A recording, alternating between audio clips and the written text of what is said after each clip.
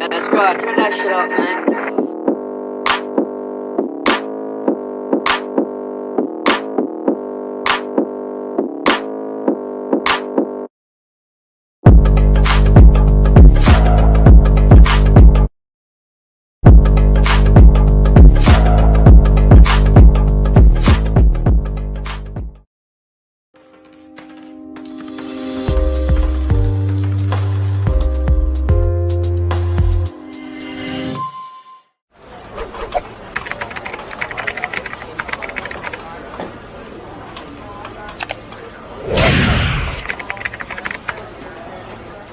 The following show is for mature audiences only.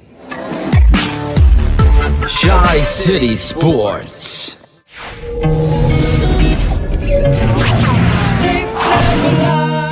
Watch the tape, and when you see the tape, you know the tape doesn't lie, and there's just the tape doesn't lie. This guy's playing with the ones for the first time. We get it. There's a big difference, but everybody wants to make a comparison, and that's just a shitty one by you. But I mean, you're grasping at straws. Phil, one thing that I think is important, because we always want to look at the big picture and look at everything. And Matt Nagy, and we got to find, we have to look at the whys. We have to find out the whys. Well, Change your perspective on that. You found a why today. Why did you win? You found a why today because your fucking quarterback that you drafted number 11 overall changed the fucking outcome of the game on 3rd and 9.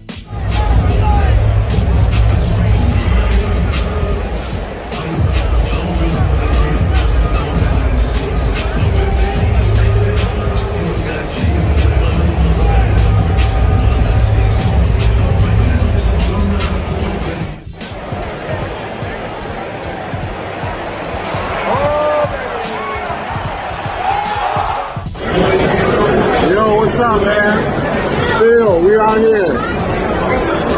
We out here, man. Watching these Bears third quarter right now. We're hoping that the Bears get this win. We're holding on to the 7-point lead. We'll see, man. Excited to see Fields out there, man. And the tape never lies. Tape never lies, man. Boom, bear down, baby. Go. Phil's princess.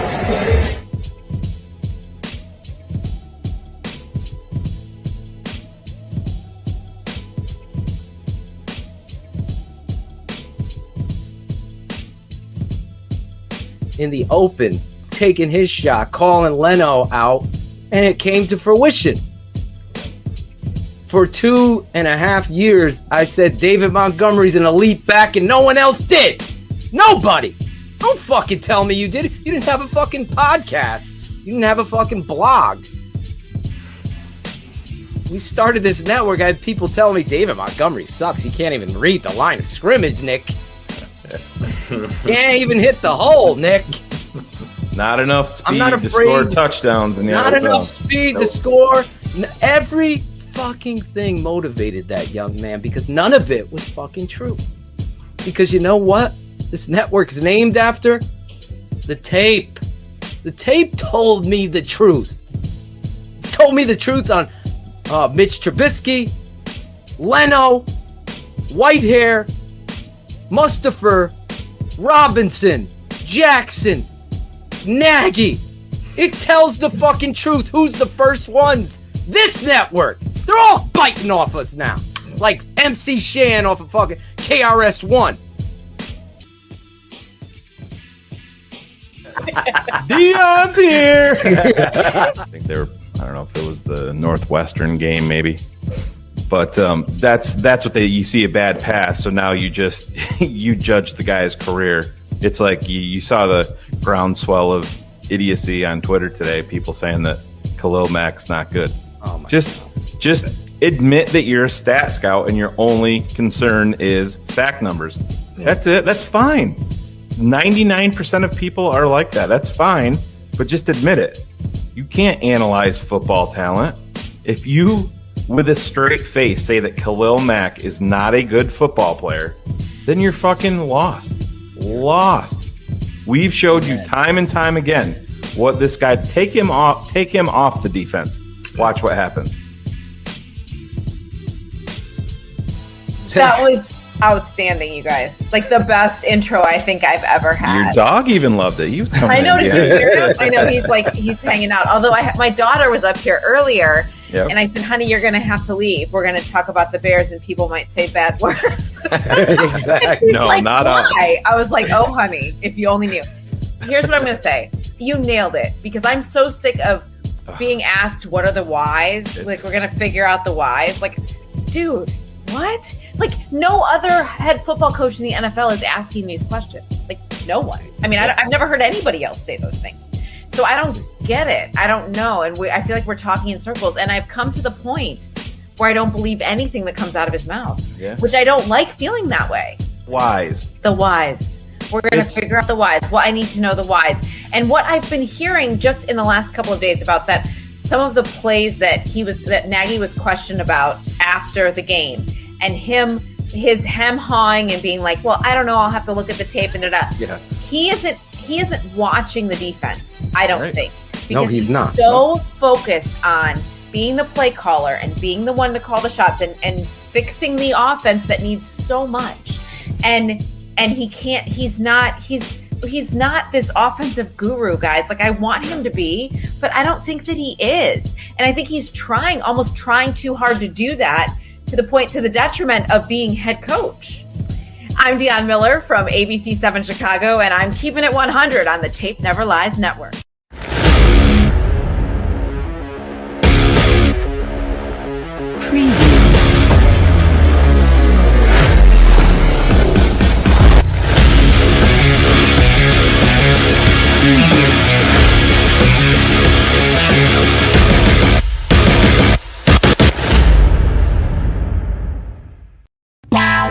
Draft Dr. Phil and the smartest man. Keeping it 100. Keep it 100. Chicago's trading up. 100. Yes! What?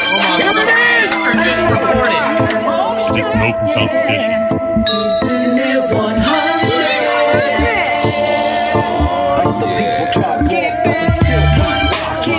I know we need to run the ball more. I'm not an idiot. Keeping it 100, baby. Keep it 100. Keeping it 100. Keeping it 100, baby. Open competition. Keeping it 100. The smartest man. My Chicago Bears select Justin Fields, quarterback, Ohio State.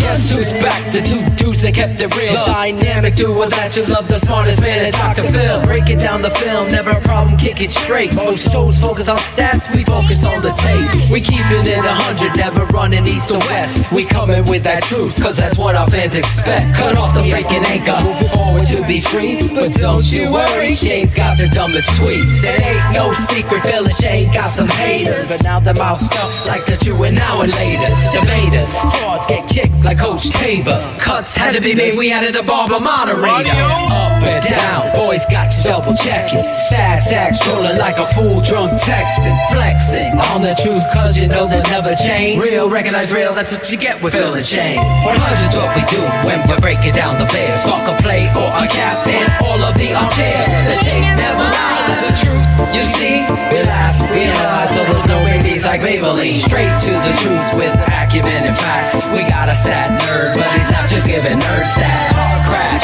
big impact like Max sack. Every Wednesday night you got the smartest man and Phil back. Now we know you're smiling like a fat kid with fun day. We're back better than ever and we're keeping it 100. Keeping it 100, baby. Keep it 100. Draft Dr. Phil and the smartest Keeping it man. 100. Keeping it 100. Draft Dr. Phil and the smartest man. Keeping it 100, baby. Keeping it 100. Draft Dr. Phil and the smartest man. Keeping it 100, baby. Draft Dr. Keep it 100. Keeping it 100. Shayne, Money Man Marsaw, and the Barber.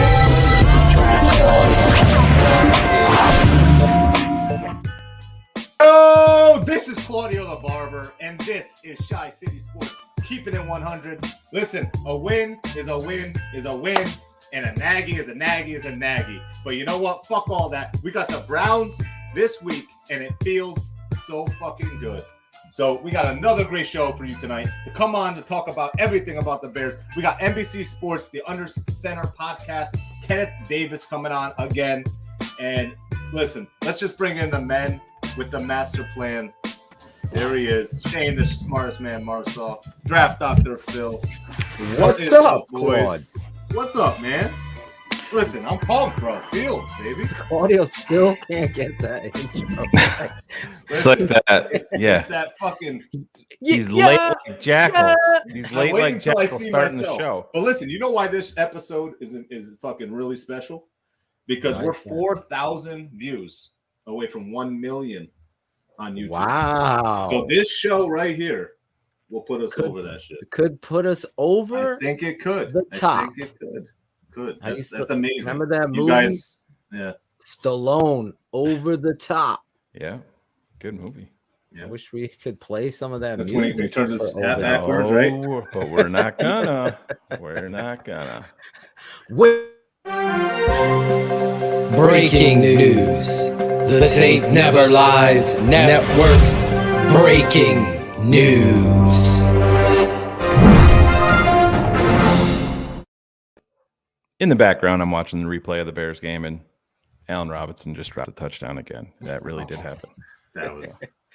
We did see it in the open. I got to shout out my boy Adam.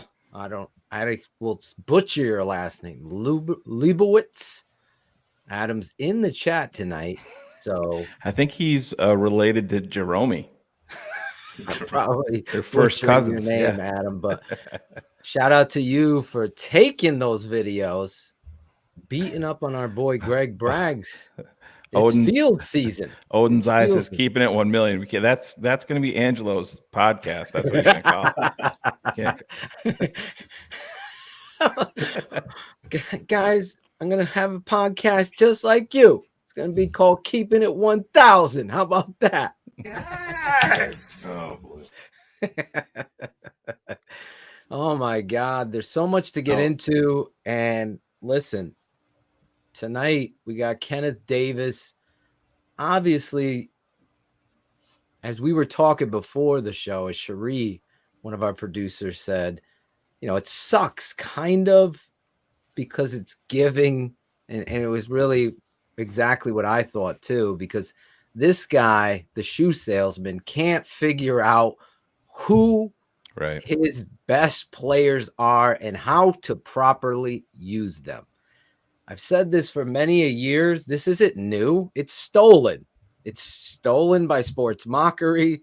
It's stolen by this writer and that writer, as you guys know. And I shout out you fans that stand up for Shayne and myself and Cars and everybody else that has been on this show that has said something. And then, you know, it's stolen. Like I said, MC Sham biting KRS-One's lyric. But the reality is, you know, David Montgomery's been your identity right here. He can't find the why. It's at the end. There right it is. there. There's the why. It's hard to do it on a backwards cam. Geography on his shirt is even fucked up, Claude. Montgomery. The Y is right there. It's right there. In the fucking name, dude. Yeah. Identity has a Y, and so does Montgomery. They rhyme. Get it right. I was hoping that I would release the new song tonight, but I didn't have enough time to produce the video this week, and the DDP you're just a tape slacker, never dude. lies. You're a slacker. Huh? Yeah, You're a slacker. That's it. Yeah. I tried. It was this close. Nobody's got anything going on. Just Exactly. What else you got to do, bro? So much free time. Looking at the YouTube comments, can you break down the receiver routes individually? Because I think they're garbage. I literally just got the cut-ups. Thank you to our super producer, Berlissimo, over across the pond. They can get it. They get it across the pond. All coaches, you know, the all 22 and the coaches tape, even though we pay for it. How many times do I'm easily over 100 refreshes on that page looking to see. What do you think? You're probably right around the same thing? I don't think I'm that high, honestly, because I know that sounds like a drop. But the reality is I'm just so fed up with the NFL and how they go about, crazy. dictating. It's like I call the Bears the Gestapo. Well, the NFL's the same way. Let's get this out of the way because it's important part of this network. This Game Pass gives everybody who pays for it, and that's the only reason why I purchase it, is to watch the coaches tape, cut it down, and break it down like nobody else does. And thank you so much, you about 950 positive responses on the DDP's breakdown last week of Bears versus Rams. Well, those positives, I appreciate you. It takes a lot of work to manipulate, coach it up, put it all together, and do it. So tonight I just received, literally before the show, Shayne, breakdown 35, 37 plays from Berlissimo, and I can't thank him enough. I love that dude.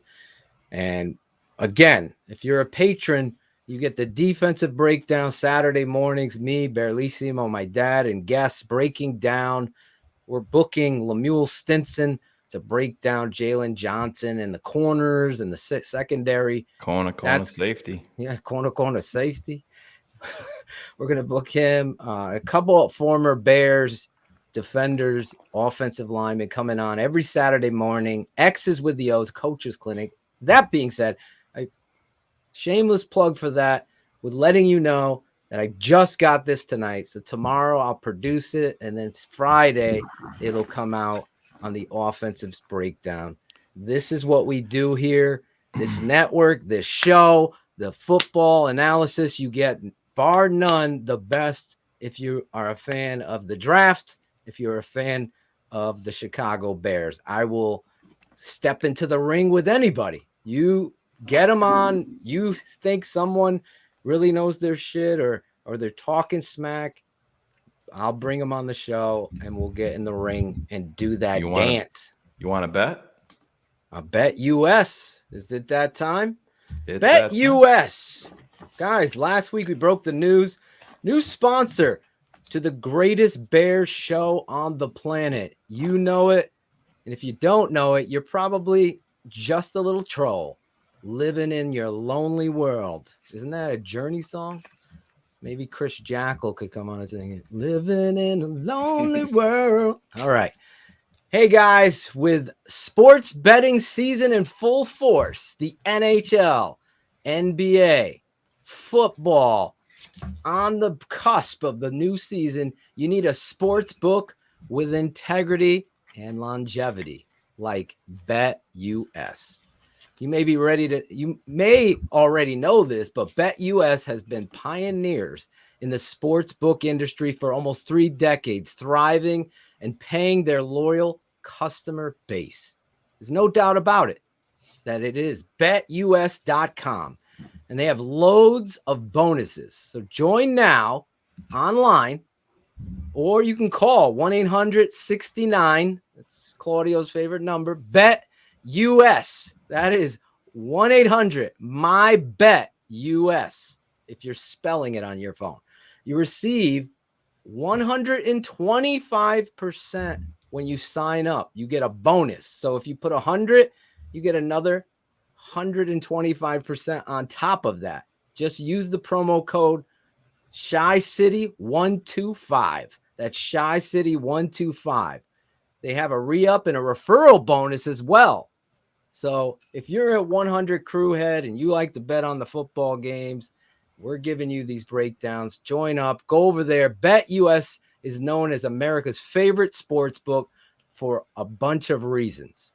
BetUS has all your needs, whether it be the NHL, Major League Baseball, prop bets, loads of NFL futures, and NFL odds. They're already up there. You can't bet. You can even bet the UFC matches and props, PGA golf, round matchups, live betting on most sports, including golf. Who bets on golf?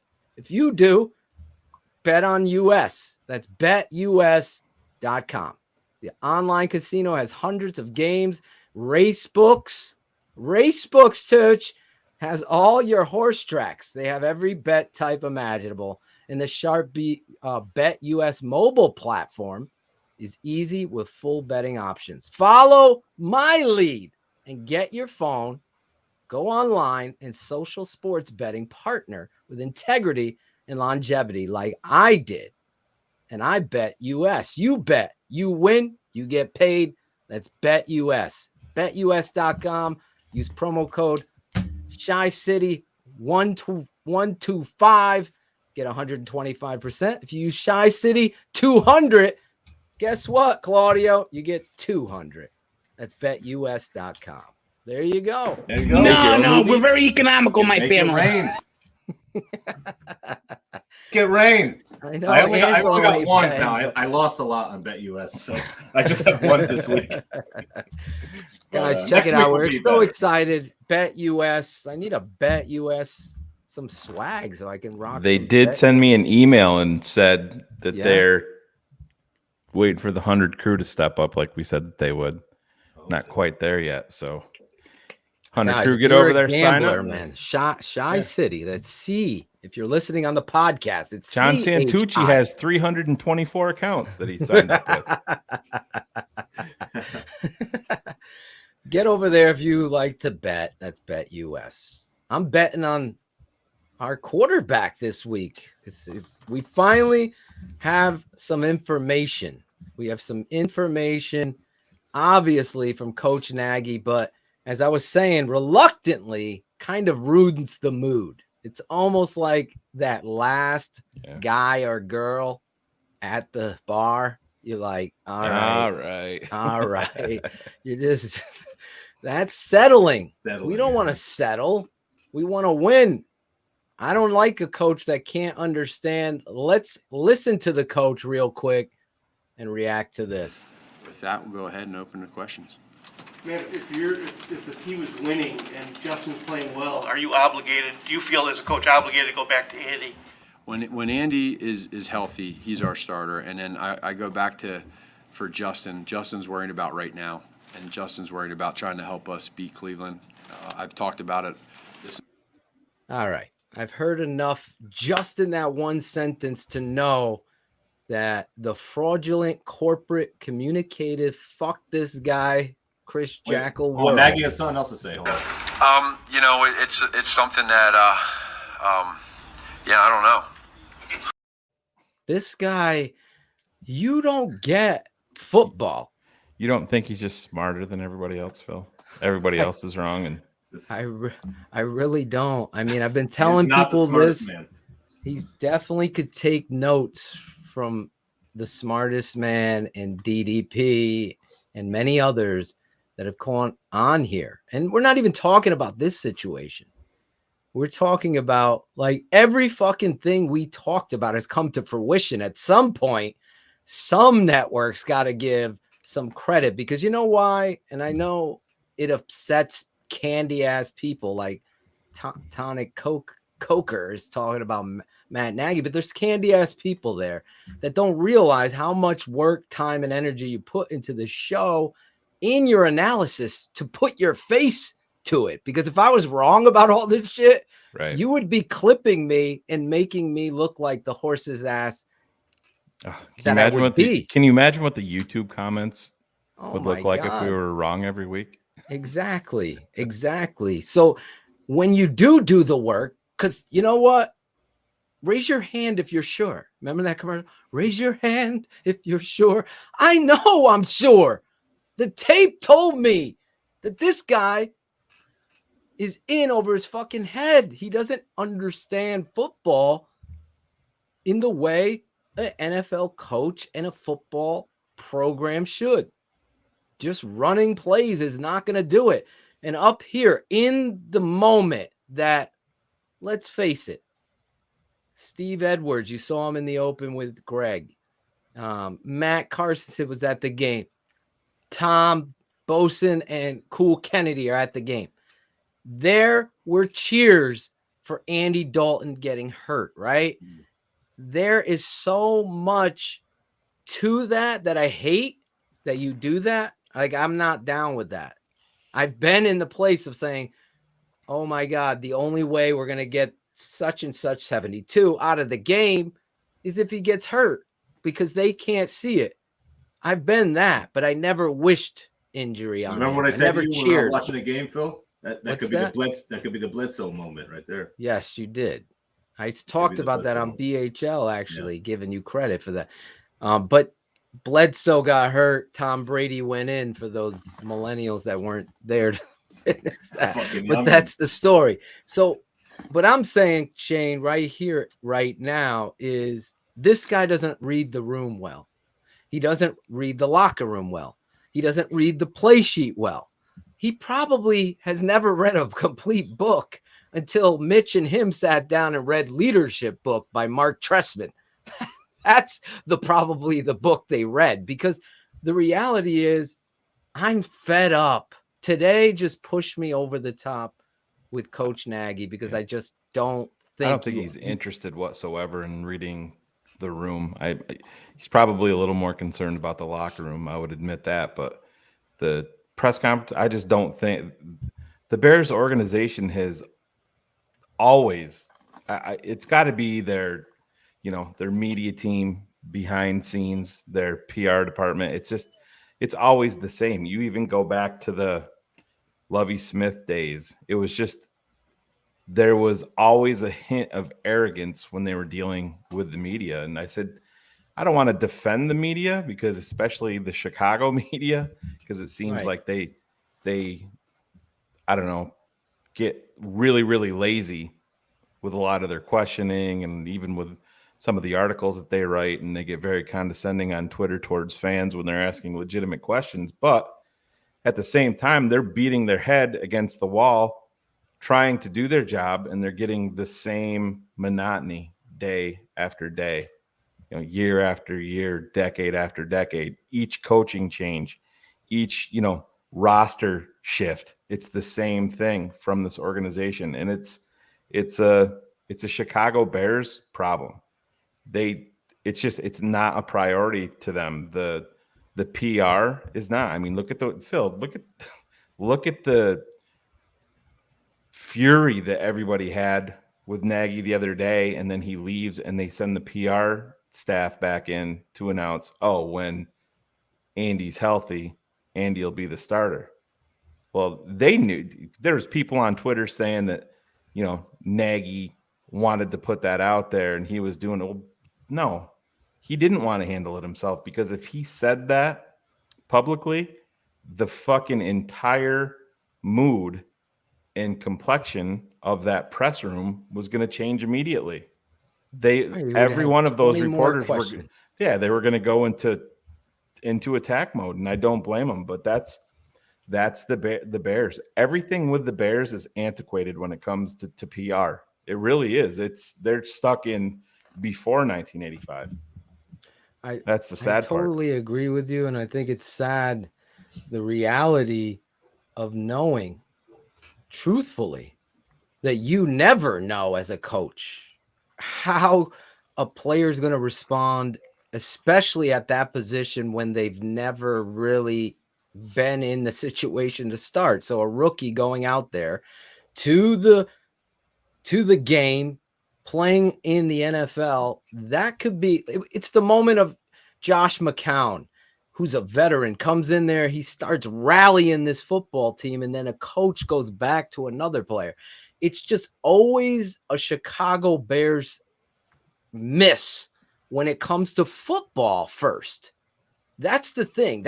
So what Shayne is talking about, that's a corporate move. Go back out with the PR guy. Brian by the way, if he's healthy, he'll Brian be back. back. Couldn't get put in the position that everybody fucking knew that he needed to start at.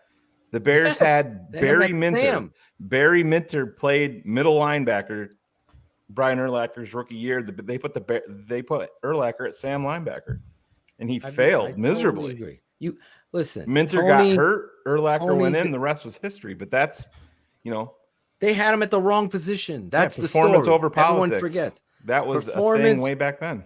Performance has to be over politics. That's what this network is about. I've asked you guys for months. Go get that t-shirt from our swag shop, TTNLswag.com.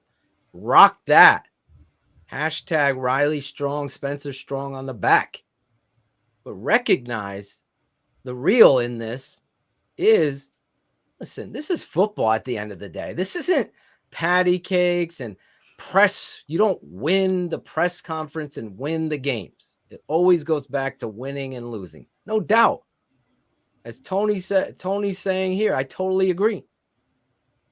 When somebody has the fortitude and the understanding, the poise, and all of those natural traits, nothing would have phased any player that's ready to play football and is a competitor. Nothing phases them. You know what phases them? The coach calling dumb shit. That phases people. When you're 3rd and 2, right, and you're bringing an empty set, that phases you as a quarterback. Like, why are we doing this? Why can't I have David here, give them the ball or pull the ball, and let's get the first down? There's a play against the Bengals, right, where the defensive end feather techniques, right, and he's got Justin in his sights, right? Do you remember what Justin did? He spun, twisted the guy around, missed, and got the first down, kept the drive going. He does things naturally on the streets. It's like Michael Jackson performing. When he's out there, we know Beat It, we know Thriller, right? But what's Michael gonna do? That's a star. And when you see a superstar in that moment, their performance is epic all the time. Devin Hester, same thing. Motherfuckers, don't punt to him. Don't punt. They punt to him. Oh, fuck. Remember the Broncos game? Actually, just real quick, this shit makes me mental. Eric, Urlacher pace in this team. I didn't say it has historically the Chicago Bears. You're going to listen to the show. Listen to the show. I addressed that. But anyways, yeah, Devin Hester. Do you remember the Denver game? He took back 2 punt returns, and I remember Dan Deerdorf was on the call. And they said he took back the first one, they punted to him, and like, are they going to do it again? He's like, yep, there he goes. And he housed it again. It's crazy how intricate every little detail within the NFL can be. But then when it comes to issues like this, something that everybody can see, it seems like everybody knows the answer to the question, but the Bears want so hard for 2 + 2 to be 6. When everybody knows that it's 4, they're going to come out and they're like, no, listen, everybody's learned that it's 4, but the Bears are going to tell you why everybody else is wrong, and it actually adds up to 6. It's 2 points before we get to our guy, family here, friend of the show. Golly, what the hell is going on? Super drops. Kenneth Davis is in the chat, in the green room, rather. But I want to make 2 points before he comes on. Okay, real quick, as I say. Jackal could have did a great drop there, but dropped the ball. The reality of putting football first plays out in New England each and every season. It does. Yep. Mac Jones. Bye, Cam. Boom. Cam would be starting in Chicago. Cam would be fucking starting in Chicago. They're building their future while winning now because they have a coach that puts politics way over there with the guy getting a fucking massage. You deal with that. I'm dealing with football.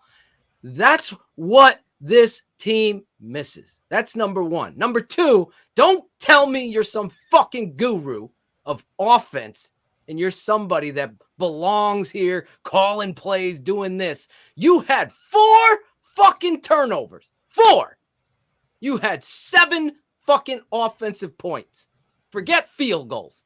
I'm talking about your offense. You're this, you're that. And if you use the crutch, this is my last point, the crutch of a rookie quarterback like this shoe salesman does, then you have done just what you thought he would do.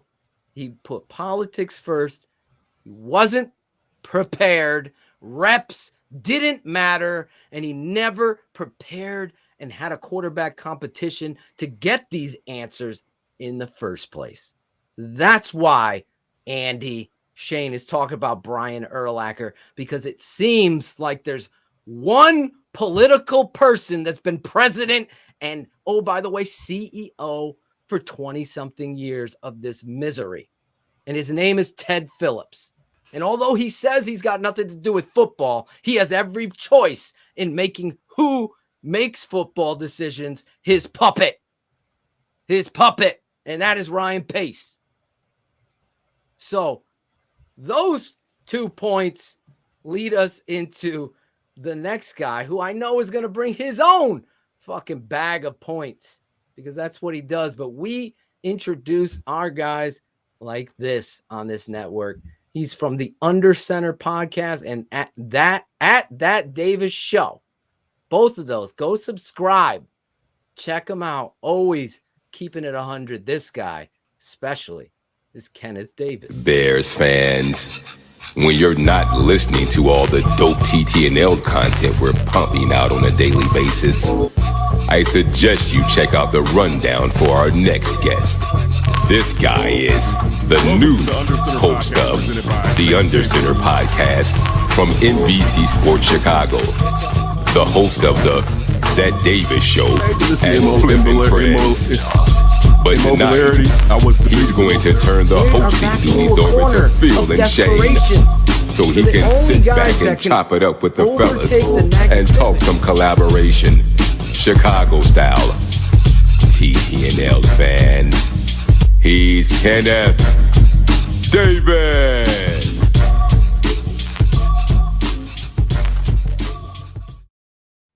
There he is. You're just feeling that beat, that vibe right there.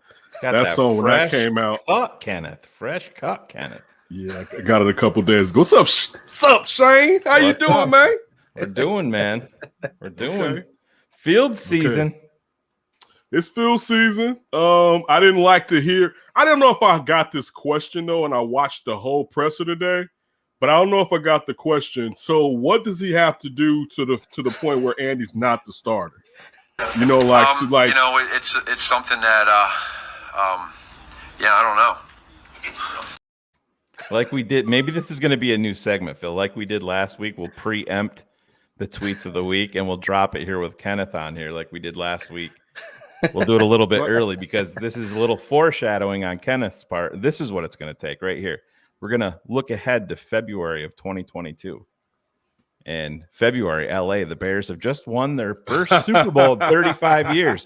Justin Fields admires the Lombardi and his MVP trophy. As the confetti falls, a reporter asks Matt Nagy how they did it. First of all, he says, I want to be clear that Andy's our starter if he's not hurt.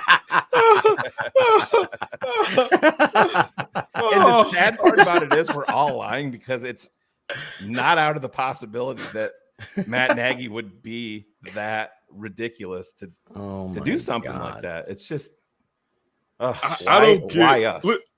Yeah, why us? And you can easily still sit there and say, you know, Andy's right now, this game. All right, if Andy was healthy, he'd be the starter. We'll see moving forward how things goes. That's it. Yeah. That's all you have to say. We'll see moving forward how things go, how it goes. All right. And then you only really have to address it when Andy is healthy. Right. So you can say the same thing next week. We'll see how it goes. Justin is improving. We'll see when Andy is healthy. We'll evaluate it then to the point if Justin gets to the point where clearly, I mean, I think most of us believe he will, that he deserves to be the starter. Then you let him be the starter. Or, I mean, listen, hell have no fury if you pull Justin Fields after starting a couple of games here in Chicago. Oh my God. We talked about it Do immediately. you know?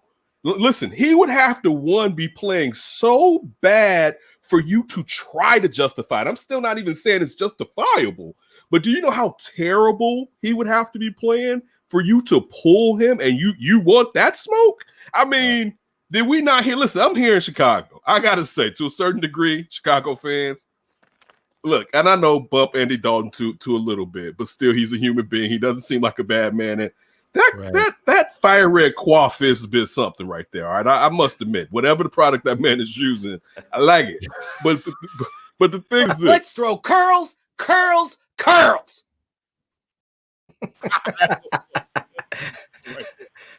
right, when you see him go down and you hear people, look at my man Priest out there, you hear people starting to cheer. We all know Justin's coming in, right? But we don't need to do it in the Philadelphia way. All right. You know, we don't sink today. No, I'm joking. I mean, in all fairness, whatever. But still, we all knew at that point, it was like, all right, the era is beginning. Because of you, Shayne, all right, I had that boy sit his ass right next down to me during this game because I said, I'm tired of this. You're not going to tell your son sitting there watching them. You're going to watch this damn football, right?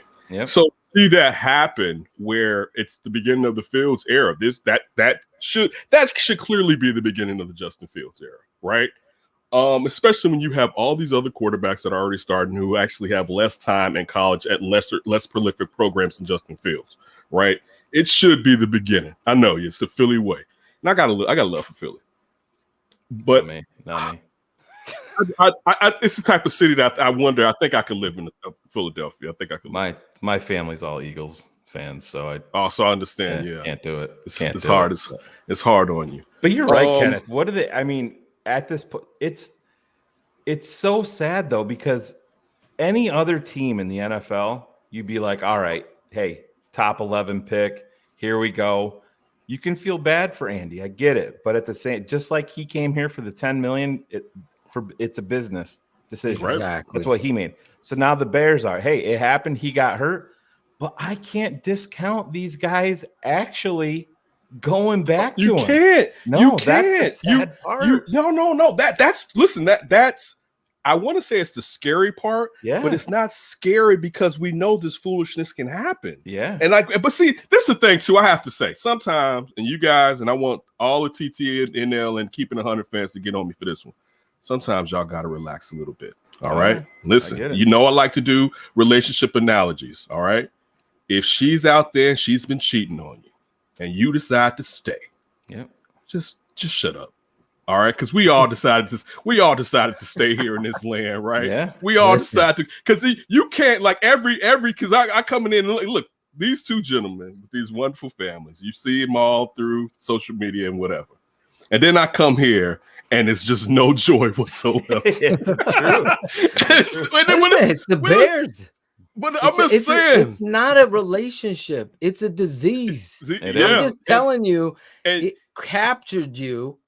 That jersey is gorgeous. Like it is. It's the best looking uniform out there. It's Soldier Field. If you've never been there, you fucking walk through a park next to a goddamn. It looks like an ocean, but it's a lake, and it is football. And then it's you beautiful. Just push this motherfucking corporate shit down us. Yes, they do.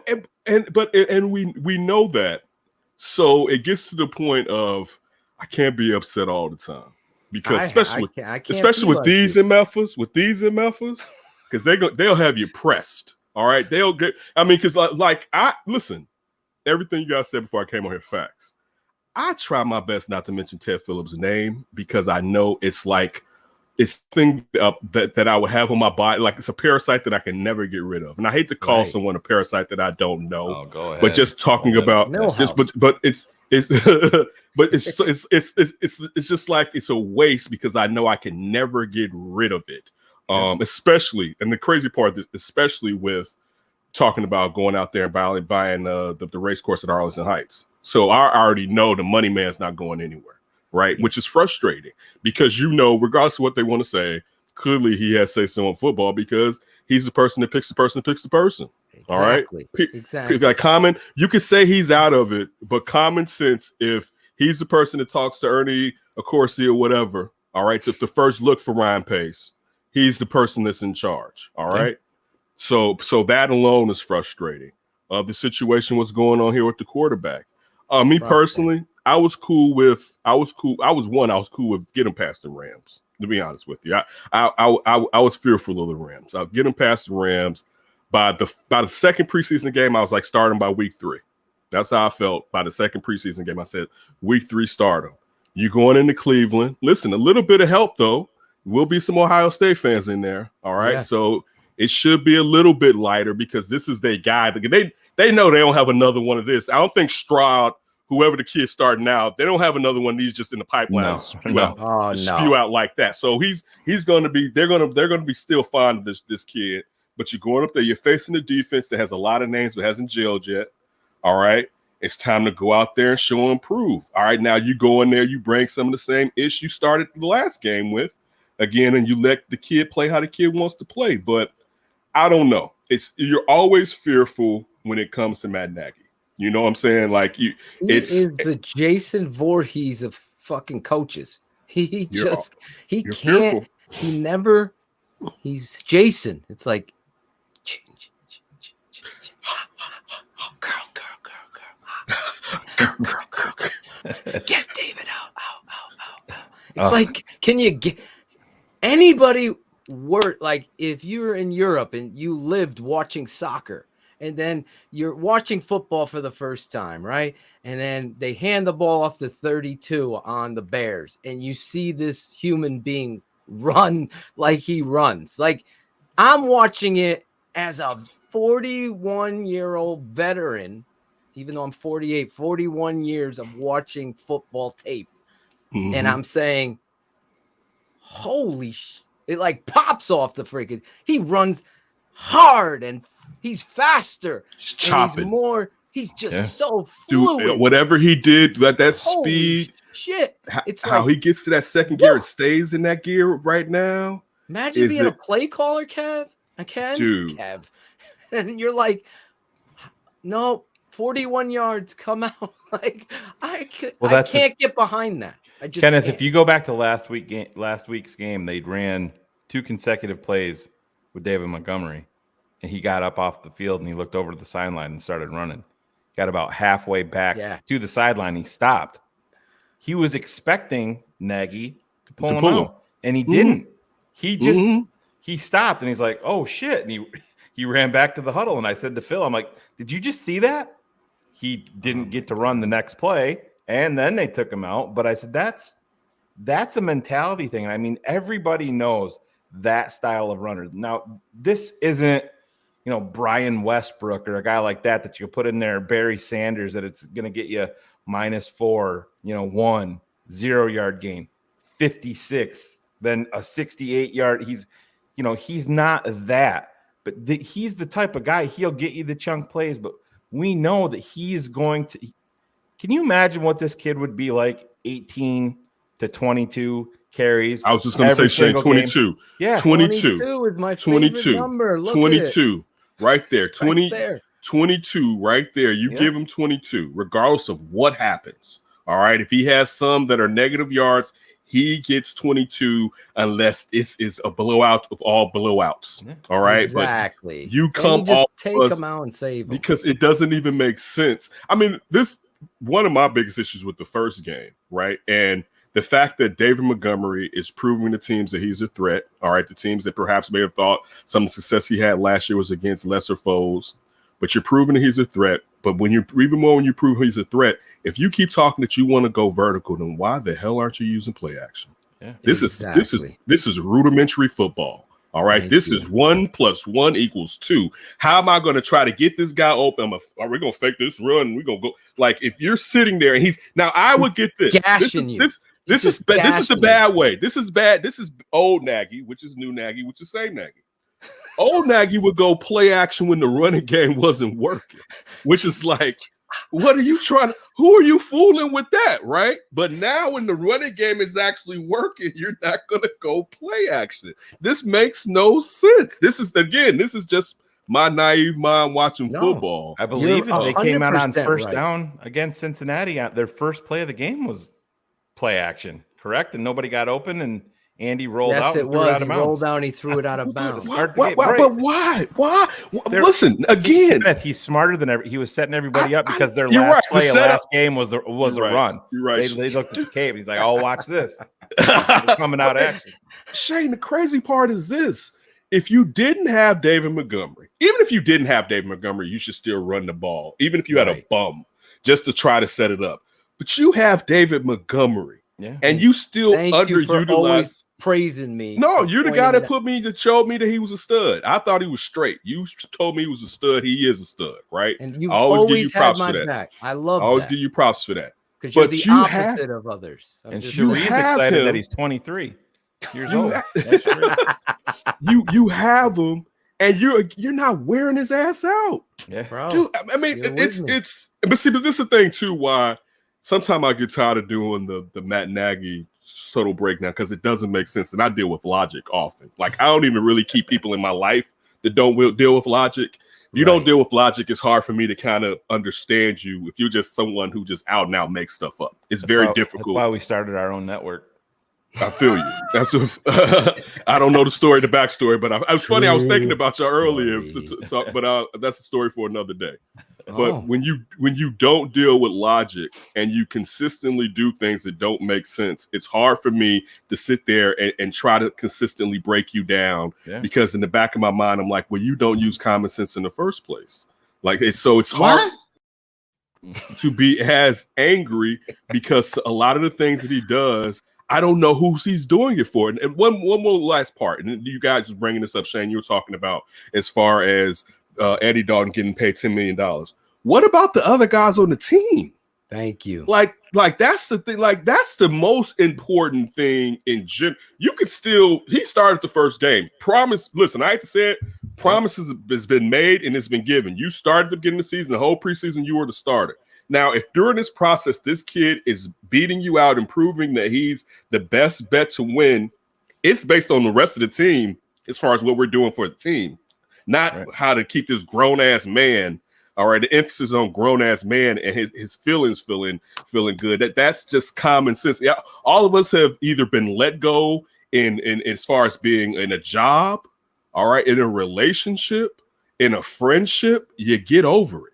All right, it's just common sense. But when it comes to money, dude, listen, I can never be mad. And those gentlemen aren't Andy Dalton's personal friends.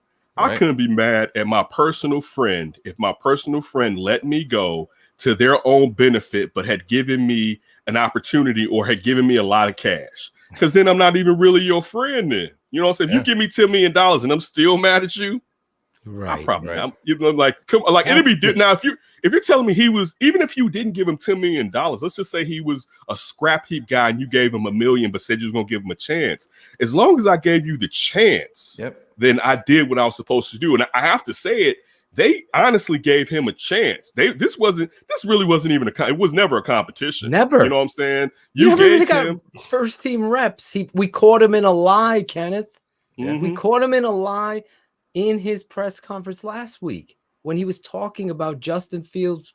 Yeah, after practice, he goes through everything and then he works with the team afterwards. Nobody called him on that, and it bothered me. Wait, so let me ask you this. I didn't see the show. Yes. I want to ask you this. Yes. He said that he did reps with the first team, right? Yes. When Justin came out there, Justin said, "We get some practice squad guys," and I remember thinking, receiver. What starters is he playing with if he's throwing a practice squad receiver? And I don't remember anybody asking anything about that part. But I remember thinking they start on the practice squad, Kenneth. Okay, I got you. The practice squad starters, my bad, Shayne. I got with the smartest man, right? But when they set it up, because listen, Phil, at first I was like, damn, you have all the starters staying after practice doing reps with him? Right. That would be smart. Yeah, I was like, listen, those vets are really in it, right? That's what I was thinking. Like, this is the team. Guys are ready to go, right? Yeah. So when he said, but when Justin was like, yeah, we get, and I was like, wait, that doesn't shake right. Because he just said he's getting reps with the starters after the game. That is so what? Because he's counting Cole Kmet when he's saying that as far as getting reps after the game with the starters. So that's the starters. Cole Kmet's out there with the rest of the guys. Cole Kmet and his bandana, whatever he's wearing. But that's the thing. We always hear these guys preach, hey, it's a business. Situations change. When Andy Dalton was signed, we had one quarterback under contract, Nick Foles. You knew it wasn't going to be him. He wasn't going to be the guy. So in March, Andy was, hey, yeah, you're my guy. You're my starter. Shit changed. I've said this every single week. April 29th, 2021. Everything changed for Chicago. He fell to 11. They came up, got their guy. But you want to preach competition. You know, Reps. I always look back to like when Roquan had his holdout. They'd say, "Hey, coach, any update on Roquan Smith?" Nah, you know, no update. All we know is that each rep that he misses in practice is, you know, it's bad. These reps are gold. Each one of them is you know, you're never going to get him back. Their fucking quarterback, the most talented player that the Bears have ever had in 102 years at that position. They got gifted, and they got him none of those golden reps. None of the important things that matter in. Listen, I've been around football my whole fucking existence. I've been around it. So from Sam Rutigliano, former head coach of the Browns, to my father, 33 years head coach here in Connecticut. I've been around football. Larry Pasquale, the special teams coordinator for the Jets, Chargers, Philadelphia Eagles with Vi Sikahema. I've been around football. I've been around the players, and I hear them talk, and I hear them say, this Randall Cunningham should be started. The Cleveland Browns wanted to draft a certain African-American quarterback that went to the Canadian League, but he was black. So we couldn't draft. I've been around those conversations. Well, by the way, that guy went into the Hall of Fame. That's Warren Moon? Yeah. I didn't say that name. You said it. So I've been around these conversations, right? And always comes back to the man standing out in front saying, competition breeds success. Every fucking guy, whether it's spring camp or summer camp, 90 guys down to the 53, every guy in that locker room knows who the best person or persons are that are going to help you win. Whether just like Randall Cunningham was that guy, and this guy was the guy, and that guy was the guy. Everybody knows. So when you continue to do this politician shit, and you're like, we owe Andy Dalton, but everybody else who's busting their ass out there wants to win. That's the goal. Right. And I see it should have happened. Competition should have happened throughout the offseason, and you get the answers you need. The kid isn't ready. He's not ready, but we all saw it. We all saw that Mitch was better than fucking Mike the Giraffe Glennon. You saw it, right? It wasn't hard. And Mark Sanchez wasn't better than How do you say that he's not ready when your own offensive coordinator that you hired said he's ready for anything? This is a liar. And don't forget. What are the whys, right? What are the whys? And so when we all understand what the whys are, whatever that is. I'm telling you, how stupid is that? Thank you. All right. It was Eric Alley's trying to be the contrarian in the chat room. That was his second dumb comment of the night. But here's the mic drop moment on all of this with the Bill Lazor and the offensive coordinator saying that he's ready and Matt Nagy, well, he's got to work on this. Bill Lazor has a history with Andy Dalton. He was the OC for Andy Dalton for a lot of games. Worked with him. He's not going to come in and dish. If there was any question, if Justin Fields was or was not ready, Bill Lazor's not even going to take that question. Right. Good point, Shayne. He's never going to say that. Great point. So quarterback coach and OC for Andy Dalton, and he's saying that man is ready to take his job. Exactly. Well, I mean, but okay, since we're kicking the wet dog here, I mean, the fact that Bill Lazor isn't the offensive coordinator, I mean, the man calling the plays is what I should say. Play caller. The play caller. When again, any coach worth his salt, once you know someone could do something better than you, you could still claim that you're doing something and they're taking some active role in it. So that aggravates me, you know what I'm saying? Because I know our boy would be getting a lot more reps if we're talking about David Montgomery, if Bill Lazor was in charge of this offense.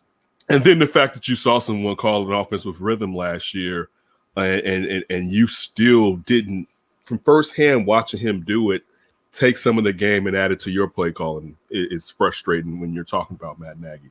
And you would think you would leave a little bit of your ego, and you could still call the plays, but let let Bill Lazor have a lot more input on what's going on. Exactly. You can still claim I'm do. calling the plays. I'm calling me and you can say us. We're doing this together. Exactly. I'm the coach. Final say goes to me. Yeah, but collaborate there. This nonsense where I sitting in the room and I'm twiddling my thumbs and I need something. Hold on, shorty. It needs to be something you can do. All right. It can't be I'm twiddling my thumbs and I keep letting you work on this side of the ball and you haven't taken this out of the ball to any level whatsoever. And I asked the man point blank, you'd have been the thing holding the team back. What you gonna do different? You know what I'm saying? Like what are you gonna do different? And so far, outside of Andy Dalton's series, I really haven't seen that much. And I don't even know if Andy Dalton started that first half, how that first half was really going to go after the defensive team would have made adjustments, what adjustments Matt Nagy would have made. But outside, I mean, I haven't seen successful offensive football here consistently. I mean, and praise heavens last week the defense popped out because it was going to be a long year, guys. Yeah. If guys was all showing up with masks on to collect them checks, if guys didn't start showing that pride that we know they have, some pride in that defense. I'm not saying everybody, but there's some pride with some guys, and those guys got a light of fire under some of those guys that don't bring it themselves. But if that defense was going to suck, and we already knew the offense can't carry us from anything, dude, we knew we could shut all of this stuff down. Because we're going to have all of us is going to be in the hospital by the end of the year. You know what I'm saying? Like, that's how bad it looked. But last week, a bright spot, the defense looked better against the average Bengals offense. The defense did look better, but, four turnovers, and you come away with 7 offensive points. 7. And that is a reflection of the play caller that is the head coach. And I ask you this, Kenneth, if he can't figure out who his best quarterback is, and he can't figure out who his best running back is, and he can't figure out, he promises, but he says it and admits it later like a addict does after I do have to get the ball to the tight ends. I do have to use Jimmy Graham and Cole Kmet in the red zone. And 5 of them on the roster doesn't use any of them. You got 5 tight ends. Or listen, 5. You should be running your ass off at 12 then all day long. Even if you're not like you should be listen, if you're not, Shayne, to your point, if you're not going to be throwing and using the U and getting these guys up the seam, you should at least be running your ass off with that much tight end then if you're not going to take advantage of it. Right? Like what was the point when we were sitting here? Exactly. What was the like that there's no rhyme or reason to that where you forgot they're there, but you have a whole litany of these cats. You know what I'm saying? Like that's a good one. You caught me right there. I'm frustrated. You get me a little frustrated right there. You're sneaking it in. You're sneaking it in. The truth. I'm trying to get you the questions to unveil the truth. And if you're too busy asking the whys, you're not finding out the answers. You have a job. You're the coach. So to ask the whys is somebody that's just completely passing the buck. It's just pass the buck. We got to find. Dion Miller was on the show. She was tremendous last week. And she said, she loves you too.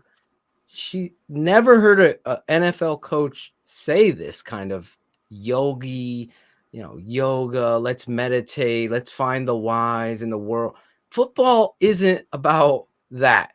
There is a place for that. Talk that talk. Football is about, I'm getting in your goddamn face and we figure out the whys right here on this line of scrimmage. You want to know why? I have why. Why the fuck does David Montgomery get a first down on 3rd and 1 and you don't fucking say, I need a measurement?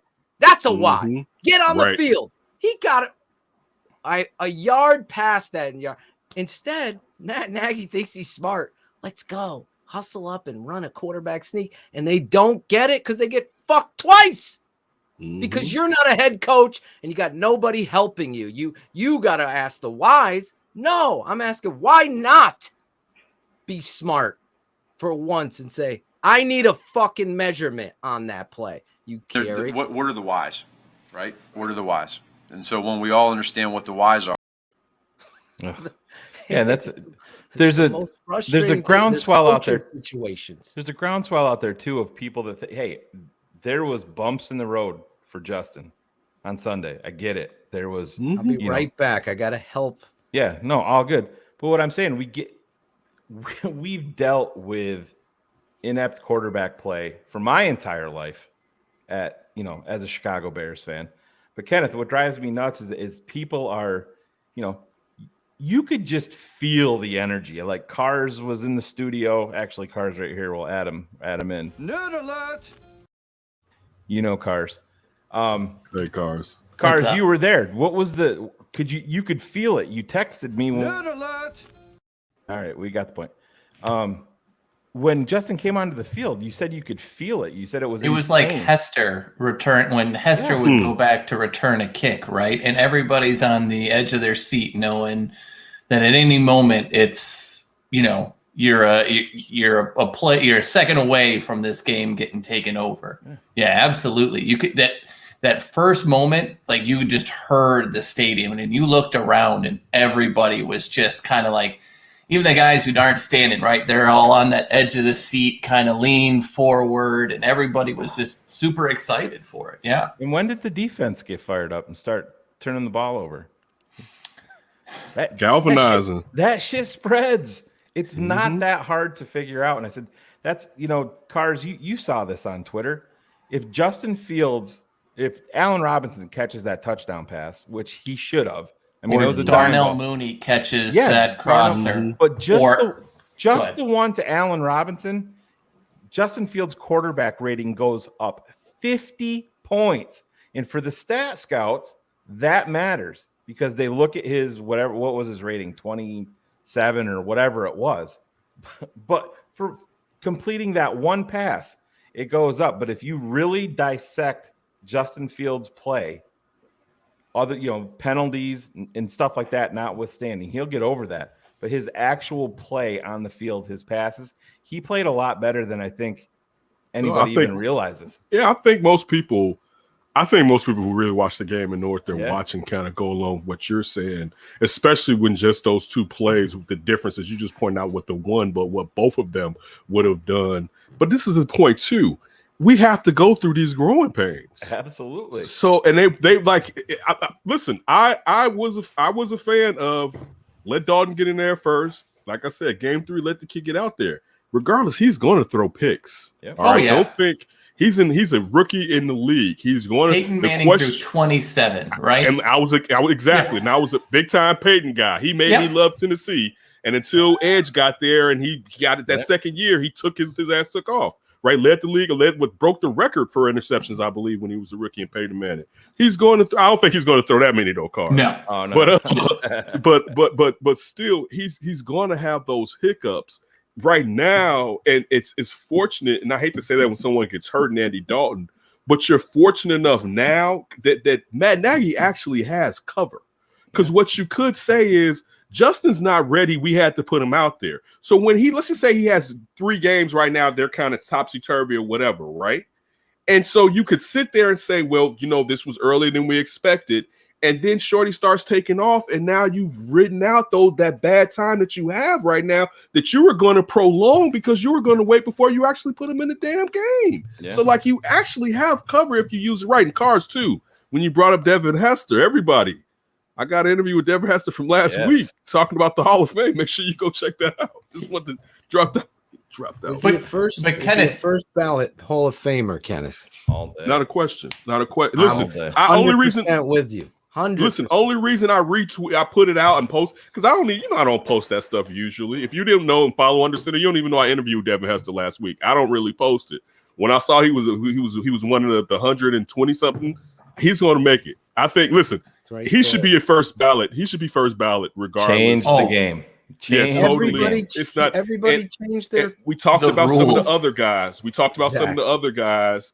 I actually talked to him too about Tyreek Hill, and of course he was never going to become that. But you have to wonder what you could have been if you see Tyreek Hill being a punt returner, kick returner, and the type of receiver that Tyreek Hill has become. But had a nice conversation, got a lot out of Devin Hester. So make sure, thanks, go Armando, check that out. Always support Kenneth Davis, please. Appreciate it. But Kenneth, it was funny. We sitting there with my wife, like back to the Fields thing. Like my wife is a very casual football fan, right? She watches it because I'm obsessed.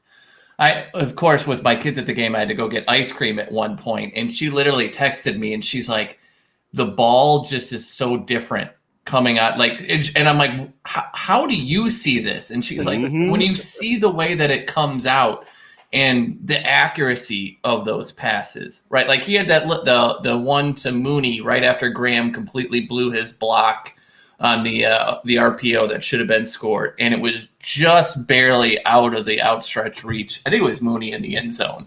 Like there's an accuracy that's there. There's a ball placement thing, and right now it's a little bit off. It's a little bit off, and it's his footwork was a little bit off, right? All of these things. That? Reps. Well, and it's nerves, right? There's one thing to come in for a play or two and know, like, I'm just going to do my thing. But it was a close game, right? Like, there was a close game. It was tight. It was a great experience. But you could just see, like, it's right there. And I thought Orlovsky did a great thing where he broke it down and he said of the 13 throws, right? 11 of them were the right read to the right place. There were 2 really bad ones. Like those are the things that you build on that don't show up in stats.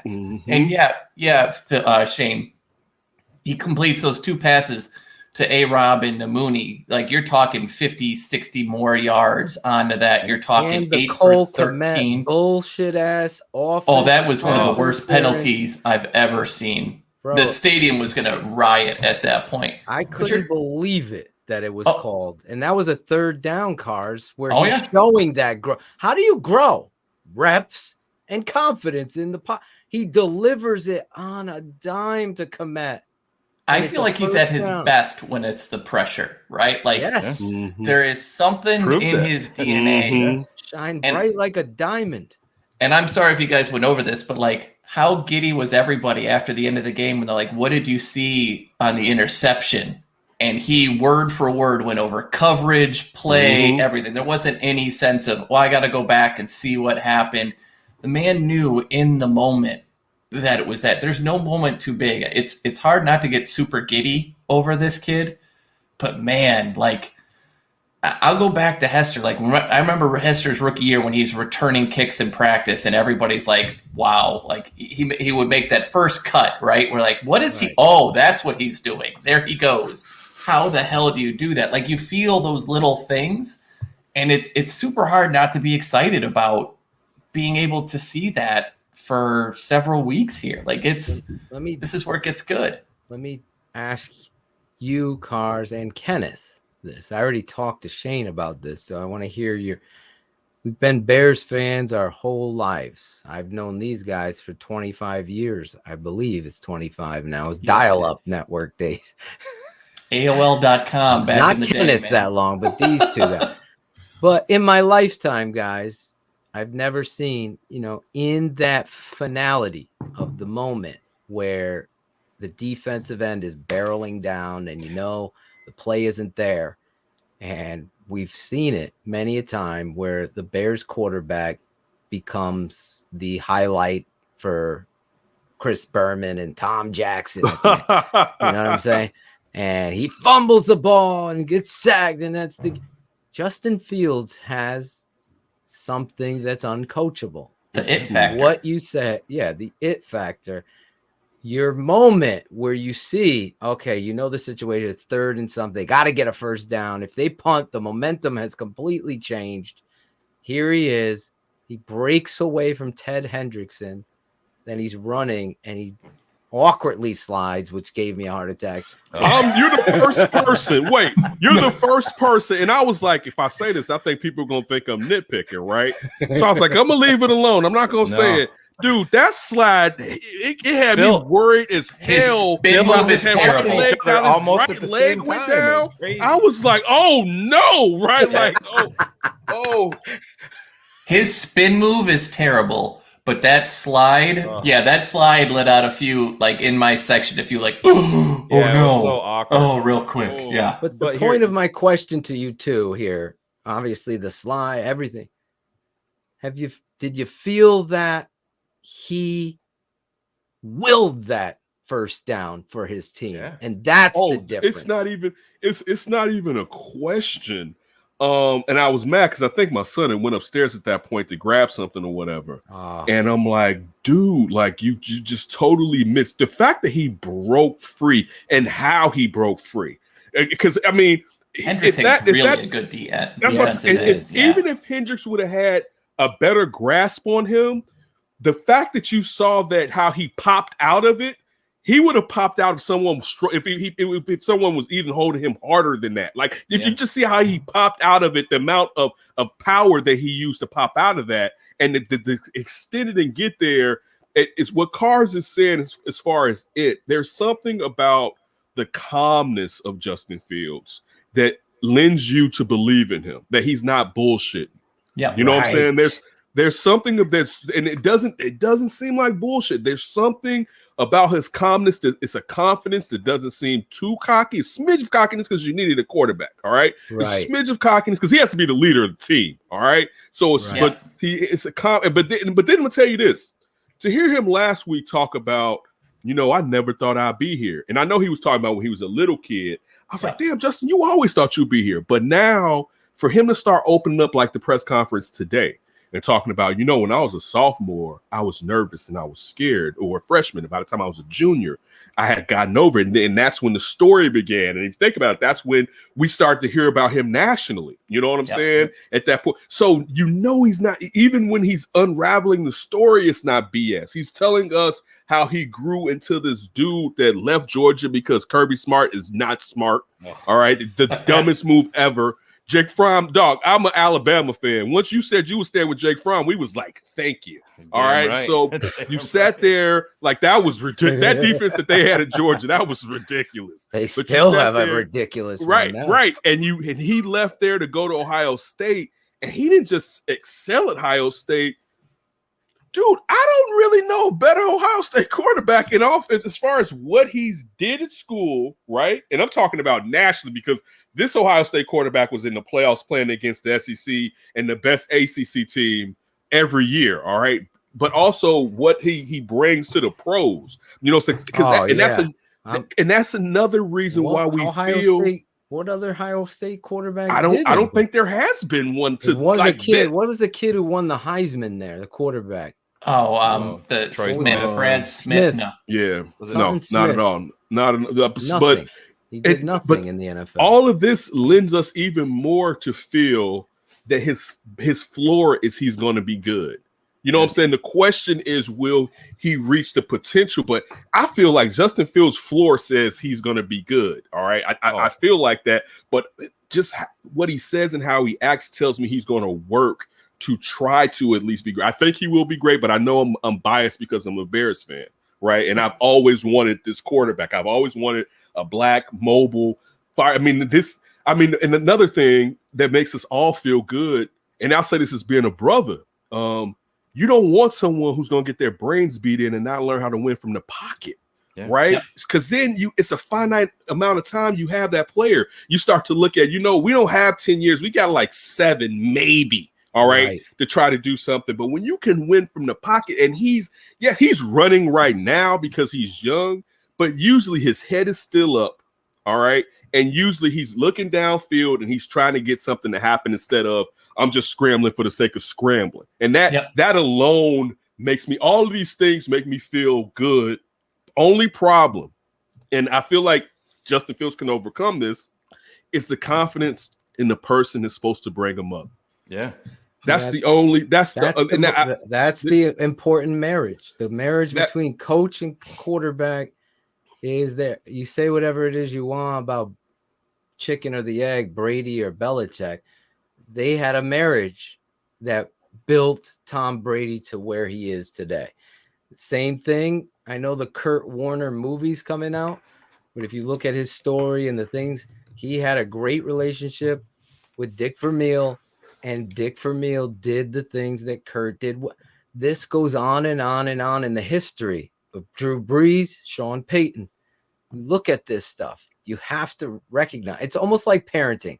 You've all been around people at a park or wherever, and you see a father or a mother that's negligent to their child. This child might be a talented athlete, a talented artist, a talented funny comedian, whatever. Everybody has a story, but there is real truth to this relationship that Kenneth's talking about.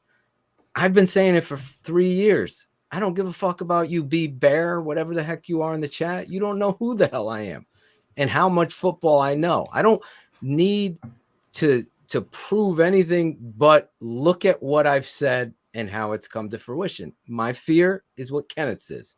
Matt Nagy not understanding what Justin does well. A coach that puts their offensive thoughts in front of what does my team do well. John Harbaugh said, what do we need to do to get the most out of this team? Not just Lamar Jackson, but this whole team revolving around my relationship with Lamar. We have a good one. It's like having a great marriage. The wife loves fucking coach bags. Then fucking that's the thing you're going to do. You're going to go and you're going to get the coach bags. You're going to do that.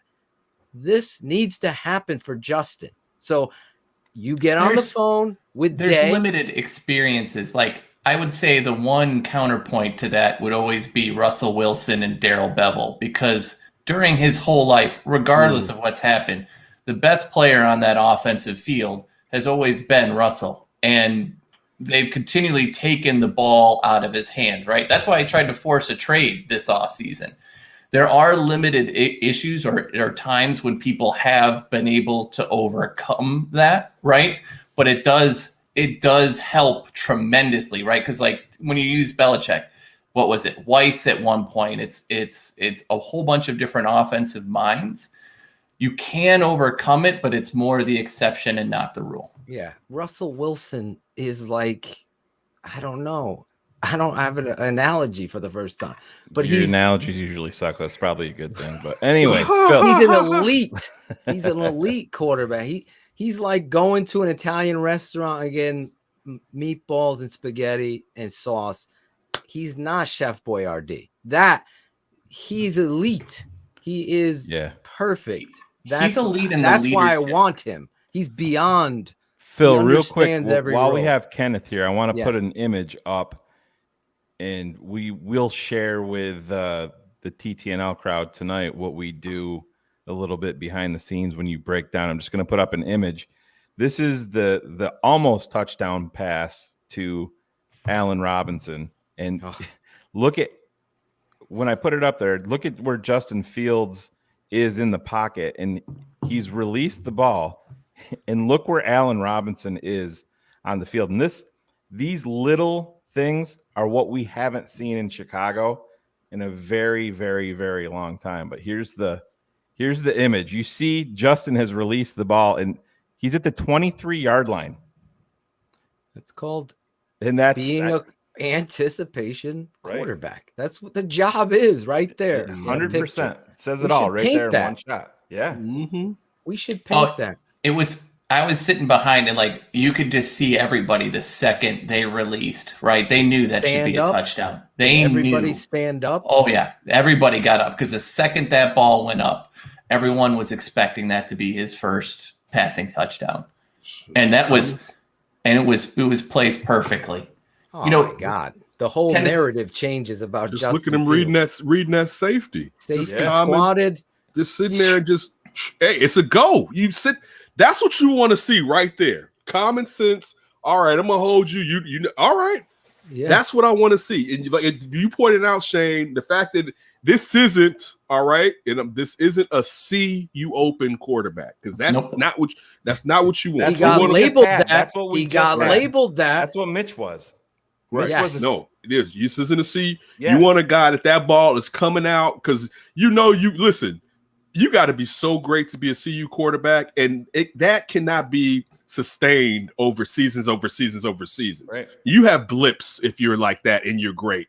but you have to be an anticipatory quarterback. Like, that's what you want to see. And again, it's early, but I feel like the foundation, I'm not talking about the foundation of stuff he's learned here. I feel like the foundation of what's gotten this young man here and that he's going through. The best thing was the Ohio State thing. Yeah, totally. Kind of to your point earlier of like, how did he learn to become a leader? He had to go into that room. He had to go win the locker room competition. And then he had to go win a locker room over, right? We've heard the stories of how he wasn't normally that person, but he took that on. He's as natural of a leader, as natural of everything as what you want to find. There are people that that have it right from go, right? Like, other people read books on it. This guy just goes and does it because he knows it's the thing to do.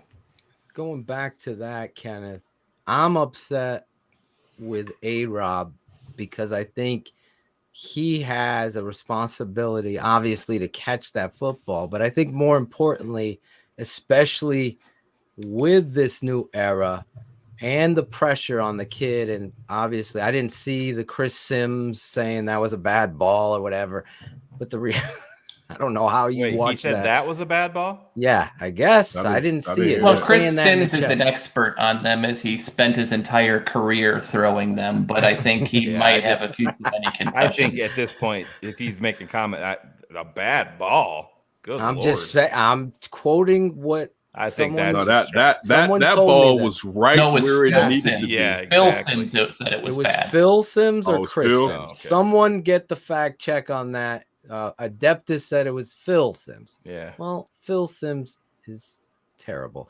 But the reality is, I wanted Allen Robinson to come out and just say, me too. That's on me, bro. That's on me, everybody. But really, you're doing it for the young buck and giving him that little tip of the cap to Johnny Blogboy, BB Bear, or whatever the fuck in the chat. One of those guys that's just he needs that to build his relationship with you, to understand, come back to me again. I got you. I just felt like, and I wanted your opinion on it. You have been talking the talk about your contract and your agents going out there doing that. Were you disappointed that Allen didn't come out and say, I should have caught that shit? I should have made that. I wasn't. I'll say this, and I'm not privy to any information. Yep. I'm sure Allen Robinson told him that. I'm sure he went straight. And I'll say this. Okay. Allen Robinson in today's presser, you know what I think? He had the mask on. Initially you couldn't hear him. I think Allen Robinson was really upset with himself, to be honest with you. He should be. I think that's what you really got from him, because he expects better from himself than to let a bomb like that. Like, how often can we say that we've seen Allen Robinson do that? You know what I'm saying? Like, that would have been a top 10 moment in New Soldier Field history. Right, like we haven't, like, not to say that he hasn't had some drops, but this isn't like Brandon Marshall when it comes to that drops. would have been the easiest TD he had in his Bears uniform. So for me, I think Phil, and I get the point. I think today he was really pissed off with himself for letting that take place. But why can't he say that? And I think that's a bridge to support the young quarterback, especially when you got a shoe salesman. Well, yeah, it's a bridge publicly. So I get your point there too, Phil. Actually, take it a step further, because he's the one that's throwing up tweets that are like, PFF says I have 0 drops, right? He's the one that is drawing off. Like, when people try to challenge him, he's way too aware of what happens in Twitter. Oh, he searches his name, and he's going out and looking.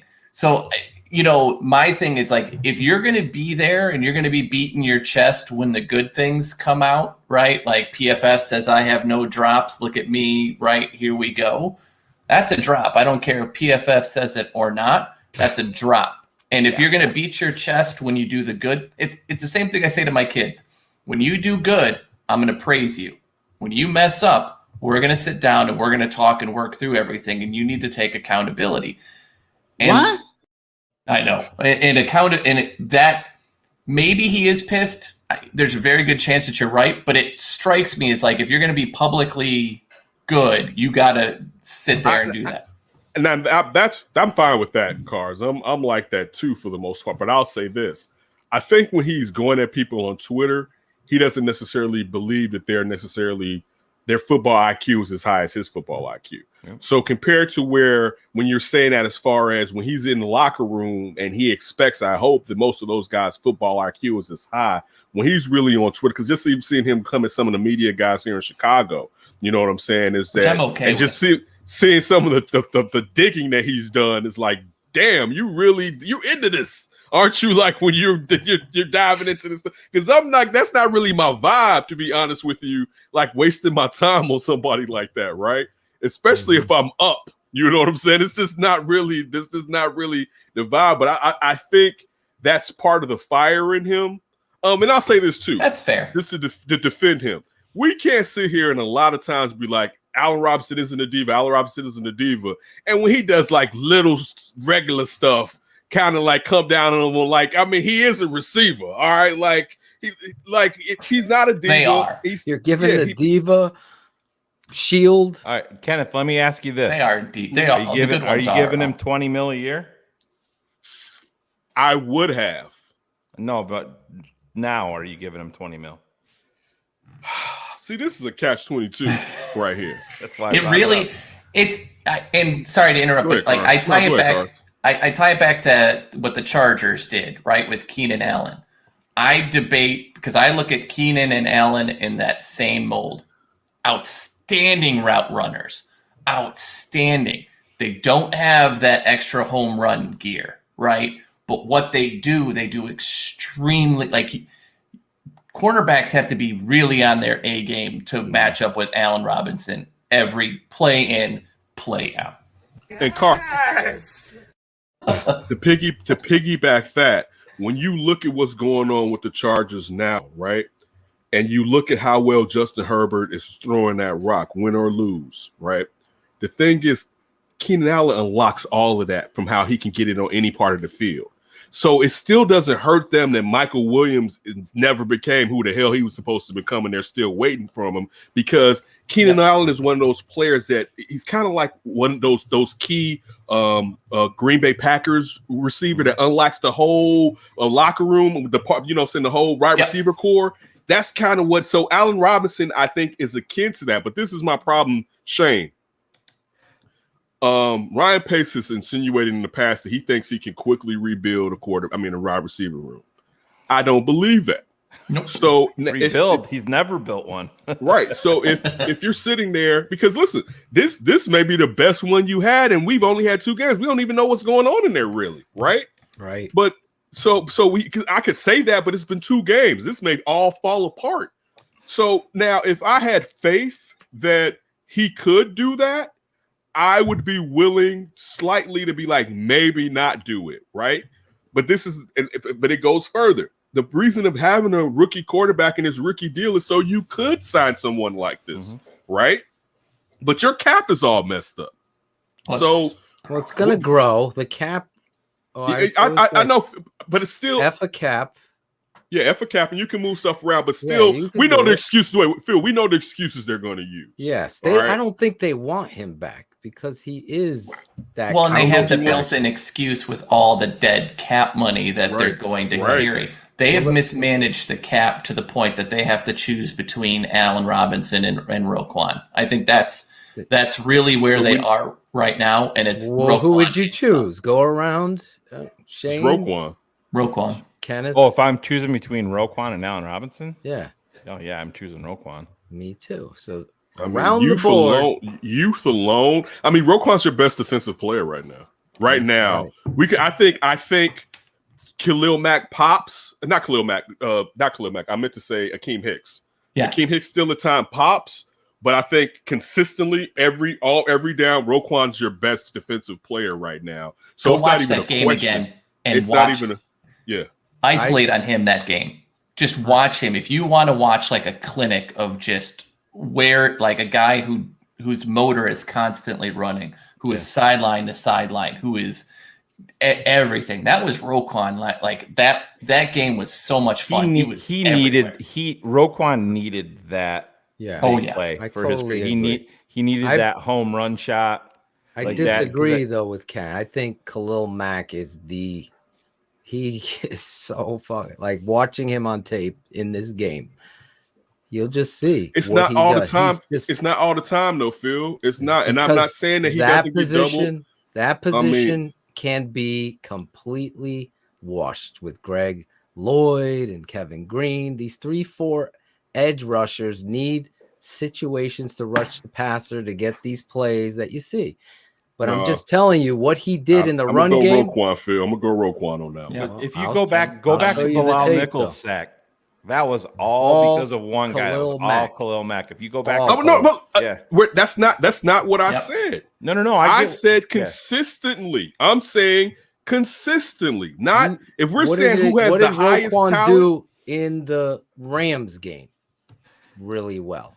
He was okay, Roquan.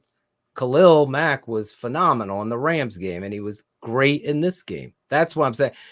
I'm looking at, okay, does a guy come inside, take on a double team, and a guy wham blocking him? Two guys. Mm-hmm. Does he run when the whole length of the field when the balls are going away all the time? How does he deal with 3-step drops? 3-step. But just Phil, to get him out of the game. He used to beat that, though, Phil. He used to beat that. He beat it. He did it. Consistently. We used to see him beat it, Phil. We did see it, Phil. Consistently, he used to beat those odds. I don't see. I don't see this. I don't see the same guy. I don't see. No, I'm talking about the last couple of years, not just the 2 games in. I see the guy from 2018? He was phenomenal. No, wait. Let me say this. I'm not saying he's. I'm not saying. What's his name? Saying Mark Sanchez says, "Where's the sacks?" No. And then he starts. Listen to what I'm saying. I'm not saying. I'm one of those guys that doesn't believe some of the stuff that you start to hear, where it's like, "Oh, you're dogging it," and one of those guys that doesn't believe that you're not getting triple teamed. But still, the point. He used to beat those a lot. He did. Well, he also had Vic Fangio. Then he had Pagano. Then I can agree with that. I can agree with that. I can agree with that. It is about putting players in. Everyone's going wild. Guess what, Kenneth? They put Khalil Mack and Robert Quinn on the same. I know, side. right? Oh my good. And finally, after 3 years of saying, "Why aren't you doing this shit?" That's how you do it. That's what other defensive coordinators do. So I'm just telling you, the tape never lies. Khalil Mack, what he does, obviously, a lot of people don't pay attention to the counters and the trap plays, but I do, and I want to see, does a guy wrong arm and rip through there and fucking completely destroy a center and a guard, and then everybody else, and that's why Roquan's getting out there. So yeah, do your fucking job too and make the play. Eddie Jackson, on the other hand, he's getting a pass every week. Now he made a fucking fumble play, but he missed completely broken down. Everybody can tackle except on that Jamar Chase touchdown, which was one of the worst. That's on him. Tackles I've ever seen in my entire life. Bro, 2 weeks after, he's like, get paid, intercept passes. Everybody can tackle. That made me so upset. That made me the whole even before the game. Even before the game, to see him say that and disrespect fundamentals just aggravated me. To be honest with you, me too. Just to see him say, like, dude, you know how many people in the NFL today can't tackle? Yeah, like, forget the millions. There's so many players that can't. Listen, I'm surprised how many guys they get down with these shoulder tackles. Because I think about when I was playing, I was like, I don't even know how you do it. You know what I'm saying? Like, just I don't like how, because you have to trip them up, right? And this is like, I don't even know how you launch yourself without thinking about, I'm trying to take this guy down. And when I see it, I'm amazed that they can get somebody down. But there's so many players who fundamentally can't tackle. So just to say that was ignorance, and then for you not to be the guy getting the takeaways, you don't have a leg to stand on in that situation. That aggravated me. I don't know what you're looking at. He's not getting the pass here in the city, Phil. I'm gonna tell you that. I hope not. He's been getting burnt, but Phil, he's been getting burnt for years. Like at least a year and a half. To like people like Eddie Jackson has been feeling the once heat. He got paid. We've been calling him out. Kenneth, forever. we're both Alabama fans. Saban benched his ass. He said, I don't care if you're a team captain and you're not going to tackle. Because he wasn't tackling in. Right? He wasn't exactly. Dude. And you know what he said? You know what he said? Greg Braggs was in the stands when Eddie was running off the field. Eddie looked up into the crowd and said, bear down. All y'all thought I was done. And I'm like, you just had one of the most pathetic plays that I've seen in 5 years. And you're running your mouth like that. That's the part. Listen. I'm off, dude, to be honest with you, because I can't trust it. Yep. You know, the production slippage. Yep. And then it's just the lack of focus. That's the real dude. I'm trying to be calm. Dude, the fact that nobody touched that man. All right. In the first game. Oh my goodness. It's one thing. Listen, for me. Don't spit in my face and tell me you're trying to help me clean my face off, right? Don't get blown. Don't blow a play, all right? You already messed me over. Dog, this is the beginning of the year. You know how nervous are the butterflies in our stomach? We coming out here we opening this stadium up. Regardless they played here last year, we're opening this stadium up. They never had fans in here, right? Right. This team is looked at as being a favorite, perhaps, to maybe make it to the NFC Championship game, right? They got Matthew Stafford. They have this defense, right? So we got butterflies, man. We trying to come out here and prove something. You do that to me as a fellow teammate, right? Let alone the defensive player.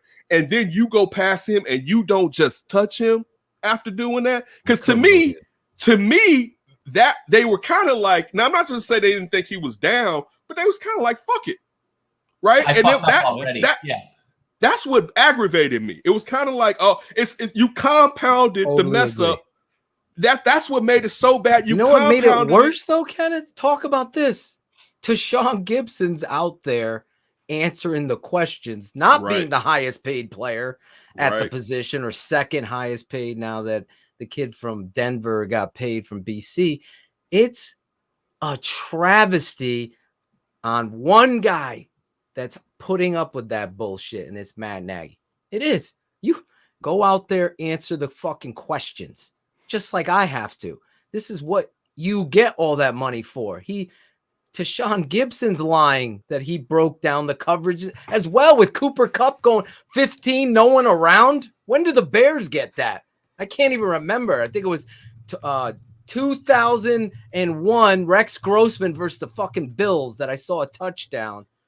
Is that the year, Shayne? 2001? Maybe it was 2009 or whatever. Well, Taylor Gabriel had one where he was 35 yards open and Mitch threw it out of fucking bounds. But back to Eddie. You remember, Shayne, the off. This is his.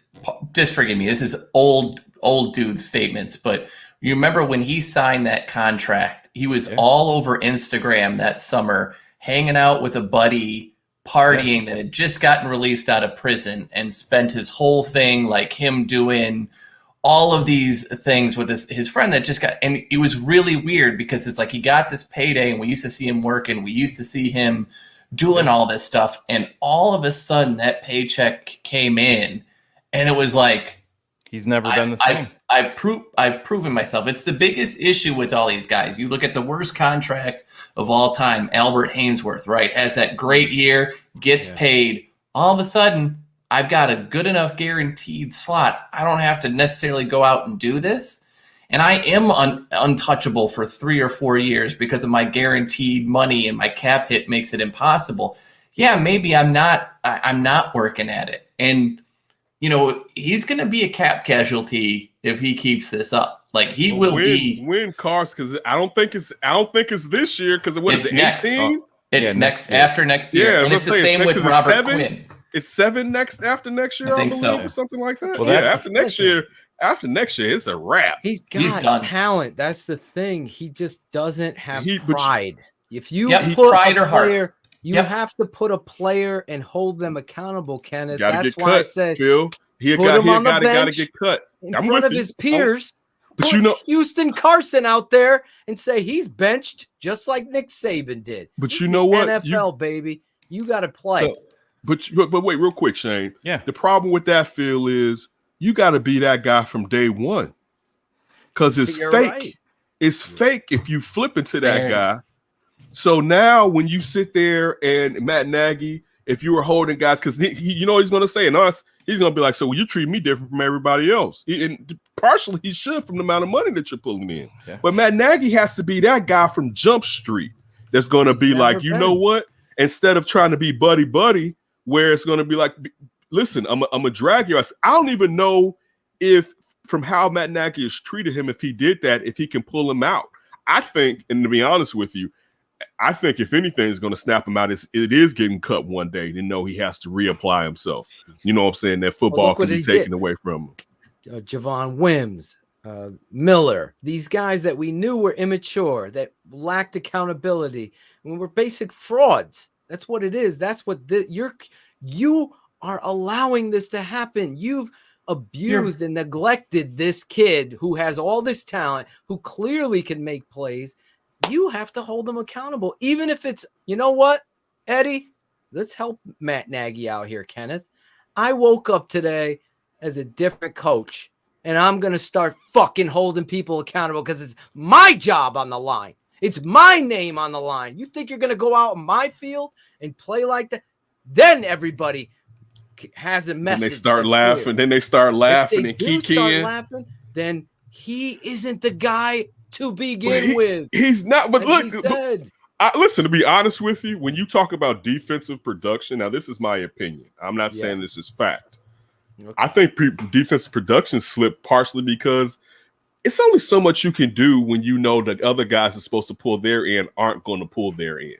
All right. I mean, if you ever play football and know you got to put your ass on the line, all right, like literally go out there and you may not come back. Well, first of all, you're not going to come back the same. But I mean, as far as really getting hurt, all right, and you got a side of the ball that's like, man, we we can't do nothing. For me, from being a player in high school, my offense sucked. All right, if it ever, if it was Bears, if it was a completion, it was like a glorious day, right? And I mean, like, a completion was I'm talking about a celebration. It was like, oh my Lord, the gang went off. Right, dude. So I mean, and again, we were still together, but still it was like, man, we know they're not about to do shit. You know what I'm saying? Like, we knew they weren't going to do. So how can we like, there are parts, especially beginning early in the year, where I'm sure we all flying around like, fuck it. You know what I'm saying? Yeah. And I'm not going to say like me. I think anybody you get fatigued. All right. So like, and especially you just growing and getting your mental in focus.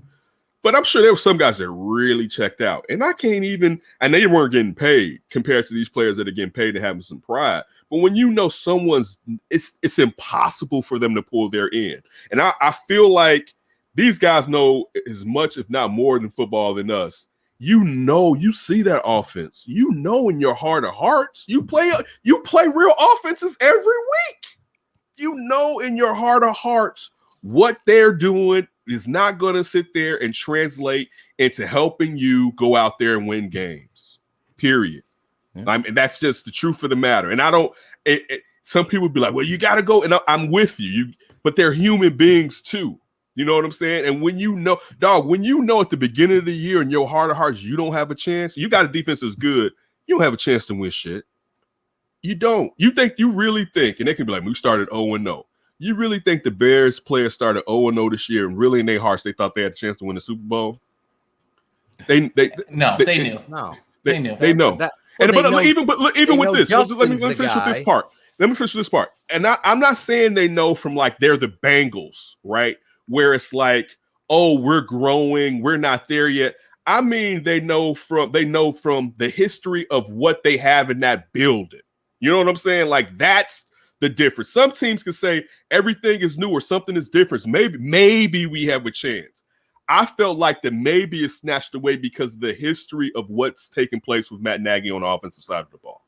Well, I think that the biggest thing is just enough time has gone by, and too many of these guys have been living off the press clippings for too long, right? Like, we can't keep every time we talk about this team.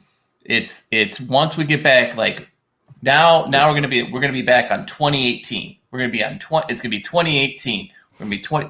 Like, that is 3-4 years ago, guys. I hate to break it to you. It is super hard to do from 2018 to 2019. But if you take 2019 and 2020 off, you're not just walking in the building, putting up a top 5 defense, right? You've got to restock, and you've got to have people that are wanting to do that. And I think we saw it early this offseason when Roquan was the one guy who showed up to the OTAs because he's still trying to make his name. Everybody else he wants that new paper. He wants he's about to get paid. He's trying to get paid too, Carl. But I think he strikes me as someone like he hasn't made his Pro Bowl yet, right? He hasn't gotten the accolades that he deserves. He's trying to go out and make his mark. All these other guys are now like, I've done that. And I'm being way too general by saying all these other guys. But these guys, like Eddie Jackson, is living off of a press clipping.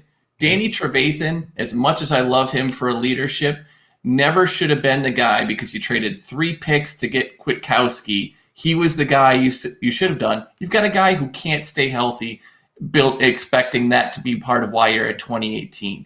You're expecting Akeem Hicks, who is lovely, who is aggressive, who is everything you want, but has spent the last 2 seasons getting nicked up and injured. You can't keep trotting these same guys out, older, not getting better, more nicked up, all of these things, and expect to go back. And that's what we're waiting on. I got to push back on you though, Cars. Go right ahead. Because this is kind of sometimes when our biases pop out and we have an affinity for a player. Just like when you were talking about Eddie Jackson and his buddy getting out of jail, and I don't give a fuck who he hangs around with. Right. But let's not, because sometimes this is what we're doing with this narrative on Roquan. Roquan went off the range a couple of years ago, and now we're absolving him for that. So when you're saying that he's only doing it, he has to reprove that he is the player that's supposed to get that contract. Because if you asked me 2.5 years ago, I'm not giving him nothing. All right. That's why I said he needed that play. I know. I'm with you. I'm with you, Shayne. Like, no. So I can't just make it all about Roquan is doing this just from the gusto of the team. He has to prove himself and reassert himself to the place he was going to be before whatever took place, whatever he was doing. All right. Because he's hungry to do it. But you're going to be hungry too if you haven't gotten that first check. And let's not forget, because of the holdout, we know he like that check. You know, and I'm not dissing him because if I'm him, I'm doing exactly the same thing to get my check. But in saying that, I'm not going to say like, oh, he's just doing. And I'm not totally saying that he's not that guy. I don't know in generally what motivates him and what keeps him going. But I'll say this. Clearly, he's a smart off the ball linebacker, which also seeing the fact that the play calling is shifted into his hands makes you feel even better about putting that investment in him. And you know that usually he's available. He has been nicked up. Let's not forget he has been nicked up. But you know, just as far as the physicality and the football IQ, you're not worried about paying him. I will say this. There's a slight fear because I never found out what really happened, that what happens when he gets paid, but I hope he just outgrew that. You know what I'm saying? And he's wiser from whatever took place, because we've all been just silly young men in one part in our lives. And luckily, none of us were being recorded and we're rich, you know what I'm saying, at 22, you know what I'm saying, basically. Right. But still, I want to just still point out the facts and just not make it seem like everything he's doing it for the passion of the team, that there's still, and rightfully so, there's still some selfish parts of it, because all of us want to secure the bag for us and our family. Oh, yeah. He's the one guy that's on the up and up, right? Like he's the guy trying to do Center podcast. Hey, real quick. Davis show. I don't want to get in trouble with Miss Davis, so I wanted to check in with Kenneth. But I just want to say one thing. I'm always on the bad. I'm not to blame. It's fucking Cars. Listen. She saw what was going on today. Real quick, I'm going to make a prediction here on Eddie Jackson, and I'm not a pro Eddie guy. Prediction? Yeah, because if you look at Matt Nagy's post-game conversation within the locker room when he was talking to his players, he specifically went out of his way to mention every single player that had a turnover. I don't give a shit about Gibson picking the fumble up. Eddie Jackson created the turnover. Matt Nagy never mentioned his name. He mentioned Gibson. You're right. He so did. I thought about that too. I think that was a little bit of, you know what? Go fucking sit down. He mentioned it this week though, Shane. But I'm with you. When he did it, I was like, you didn't say he initiated the fumble. I thought the same thing. My argument to this conversation on the phone was, it was Matt Nagy just not paying attention. Only could be that he too. got the ball. He got the ball. I think I was in my place. Calculated. I do. I think it was. Hey, I Matt hope Nagy, you're right. Matt Nagy's got a little bit. You can disagree with him a lot and everything. If you go back to, who was the guy that did the podcast with Dan Wiederer? There's hope, guys. Rich Campbell. Yes, Rich Campbell. He was talking about Mitch making difficult throws or special throws. And Matt Nagy got pissed off in the press conference because he wanted to know what throws he thought were special. 2 games later, Mitch made a special throw. Rich Campbell asked him, and he goes, "What did you think about that throw?" And Matt Nagy, I have the clip on my phone. I'll post it for the Patriots. I know exactly what you're talking about. He turned to him and he goes, "I thought it was a special throw." And he looked Rich Campbell right deadpan in the face and then went right on to the next question. I think I don't know. Maybe I'm wrong, but I think you're going to see a little more inspired Eddie Jackson versus Cleveland. And we know that Baker can be Baker, and Baker can throw the ball around the yard, and he can throw some crazy picks, especially under pressure. My prediction is you're going to see a little bit. I'm not saying he's going to maintain it, but I think this weekend you'll see a different Eddie Jackson. Shayne Marsaw calling out. I think that stuff matters, man.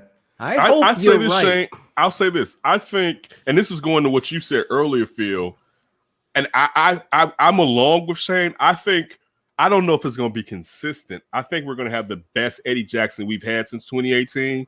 I'll say this. I would like the turnovers, but I want it to be more fundamentally sound, like that tackle of Mixon when he shot past, when he got up in there, against the receiver. I want more of that as far as just sound football, because that's more important. You know what I'm saying? And I don't even know what type of angle he was taking on that pass to Jamar Chase. You know, because they were saying he was going. You could say he was going for the ball. I don't see how he was even I don't know what the hell was taking place. Misplaced. Exactly. But to what I was going to say, Phil, the heat on his ass had magnified so much. It's been hot the last year and a half, Phil. It got so bad on local shows. They have people coming on there and they're asking them, like, listen, is he still in professional players? Is he? How many guys have you played with? They had what's Ryan they had Clark? What's Cars? What's the long snapper used to be here? Patrick Manley. Manley was on with Parkins and Spiegel, right? Manley was on the score, and Manley used to sit there and host with Spiegel, and they asked him, like, listen, and it was Parkins, I believe. Parkins and asked him, and shout out to them. Shout out to Parkins, always been down with me. Asked him, like, look. Parkins. It was like, how many times, and Parkins was like, I don't want to use a narrative that this guy got paid, right? Because who am I to say that? And he's not trying. But how many times you been in a situation like that? And Manley was like, yeah, I've been in it several times, and it definitely happens to players. And basically, I believe he said that it seems like it's happened to Eddie. And I'm just showing you just here how the heat has gotten to where there's no place to hide in the city if you're Eddie Jackson. What did he retweet? Alex Brown on a show said something like, Eddie Jackson needs to get back to the player he used to be. He liked it and he retweeted it. I know he liked it. I believe I saw that he liked it, but he knows here, Phil. He knows. Going to your part, Shane, like you're not eating downtown after these games and enjoying yourself. You know what I'm saying? Because that's what I want to hear. When I come to town, I'm gonna fucking change the whole environment. I'm seeing third downs and fans are sitting on their asses. It's third down. Get your ass up and start cheering for your fucking defense. I'm watching it. I hope Cars had his child teaching her a lesson. Like, she had no voice on Monday. That's was good. What I'm talking about, Cars. That's a good father right there. Real talk. I have been to the Jets, Giants, Cleveland, New England. Where else? I went to Kansas City, Lambeau. These motherfuckers know third down, you're on D. I don't care if it's 3rd and 2, 3rd and 22. They're all screaming, standing up. every time helping this. That's the home field. This is Chicago. the fan-based field that cheers when it's the flip side of what you're saying. Exactly. When you're on offense and it's third and they're screaming. I made a whole section did stand that. up, Kenneth. True story. Dude, I I can get. mean, still to this day, I was watching this. I felt sorry for my team, right? I was watching Peyton and Eli last week. Yes. And you knew Peyton was, I forgot which team was playing. You know, Peyton was, but he was like, be quiet. Your offense is out there, right? And I can see Peyton doing this, right? Yes. And it's just, you can, and you know, and it's just like, why, like, as far as being as football rich as we're supposed to be here, that you don't know that to quiet down, all right, and you're hindering like your own offense basically has to go to a quiet count because of you, all right. It makes no sense. That happened this last game, and the guy behind us was cussing like you can't believe. So we're earmuffing both of our children, right? But he's like, "What the F are you doing? You caused us to have to take a timeout because you won't shut up in our own zone." Quiet like, what when is they're on wrong with offense. Do you remember how pissed off Jay Cutler used to get with that? Oh my God. Here's that clip real quick that I was talking about. You had Mitch hit Allen Robinson on that corner route in the end zone. Yeah. Talking about red zone production. What'd you like about the play design in that situation, and what stood out to you about the way they executed? Well, I thought it was a special throw. No pun intended. Just kidding. That was a little Why bit does of he got to go pun? Just no, because he thought it was a special throw, and that's it. Yeah, but he was just taking his little. He was taking his He little ain't swipe. And then he tried KRS-One to, right there. No, I'll tell I know you that. But that's what he needed. He doesn't know who KRS-One is. I will guarantee. Oh no! that. I bet you Matt Nagy knows who KRS-One is. I bet no. Wait, where isn't he from? The East Coast? He's from He's from Delaware. In Delaware, no, he went to the University of Delaware. He's from Pennsylvania kid. Yeah. All right. How much do we want to do this? How much do we want to do this? I say he knows KRS-One. I say he knows KRS-One. Shayne says no. Yeah, I think so. Okay. Okay, so it's gotta Carson, be you a say no. question. Got All around right. a lot of US. Yes. But like, how old is like, dude? You got to think. Like, if you're 40s and 50s, He's younger than all of us. How old are you? right? I'm 43 now. Oh, 43. I'm the oldest on the panel. Jesus. By a lot. Yeah. 48. Set him straight at 48. Yeah. This guy says he has no idea who KRS-One is. He knows who KRS-One is, but Boop, he knows who boop. KRS-One. That's the sound That's of the sound of the police.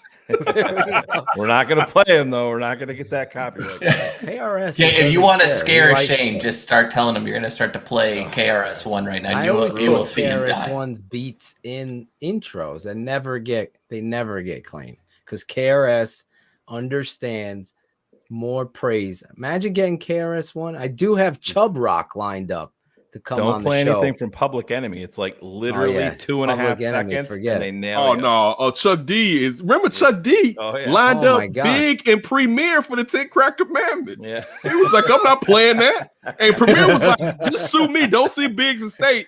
Chuck D was like, "Nah, son." I'm I suing get everybody. He sues everybody. You can't even play a beat. I use their beat that they stole from somebody else, and I can't even play it on my show. Come on, Chuck D. Well, he needs money for I met Flav's Chuck D in neck 1991. watch things. The budget for the neck clock is pretty over the top. This ain't the best of KRS. It's just a section. So how many times must I point you in the right direction? Oh, what a pity. I'm rocking New York City. I love him. One of the best all time. He gets so underrated. So underrated. But yeah, I always bring up KRS-One because, listen, guy kept it 100, every lyric, every song, everything. And that's what this network, that's what this show is all about, keeping it 100. We've had Kenneth Davis on the show over how long? An hour and a half and 4 minutes. But you're like family here. You're wearing the swag. Listen, You're I love flowing you with guys. us. I love the community. Shout out to everyone. I hope everyone's safe. Shout out to special. I don't want to even harp on anything, but a special person out there that needs everything that we can pass along, and we all know who that is. So shout out to that young gentleman. as all the energy and all the praise that we send towards you, because that's something right there. So I think that's the most important thing. But I appreciate you all. I love chopping it up. Love disagreeing, because even if we disagree, we're still supposed to be friends afterwards. Y'all over here arguing over football. Man, it's some real stuff out here. Not you. I'm talking about some of these these chat. I mean, yeah. I mean, no, we are like, listen, we don't agree. I leave here. Honestly, I got fans like you and Shayne, Cars and you must hate each other. I go, no, I fucking love it. Let me just put this to bed for the troll. Kenneth Davis is a fucking amazing human being. And that right there football doesn't get in the way of how much I can't wait to shake this dude's hand when I get to Chicago and get down like that. That's what everything's about. That's like what it's all about.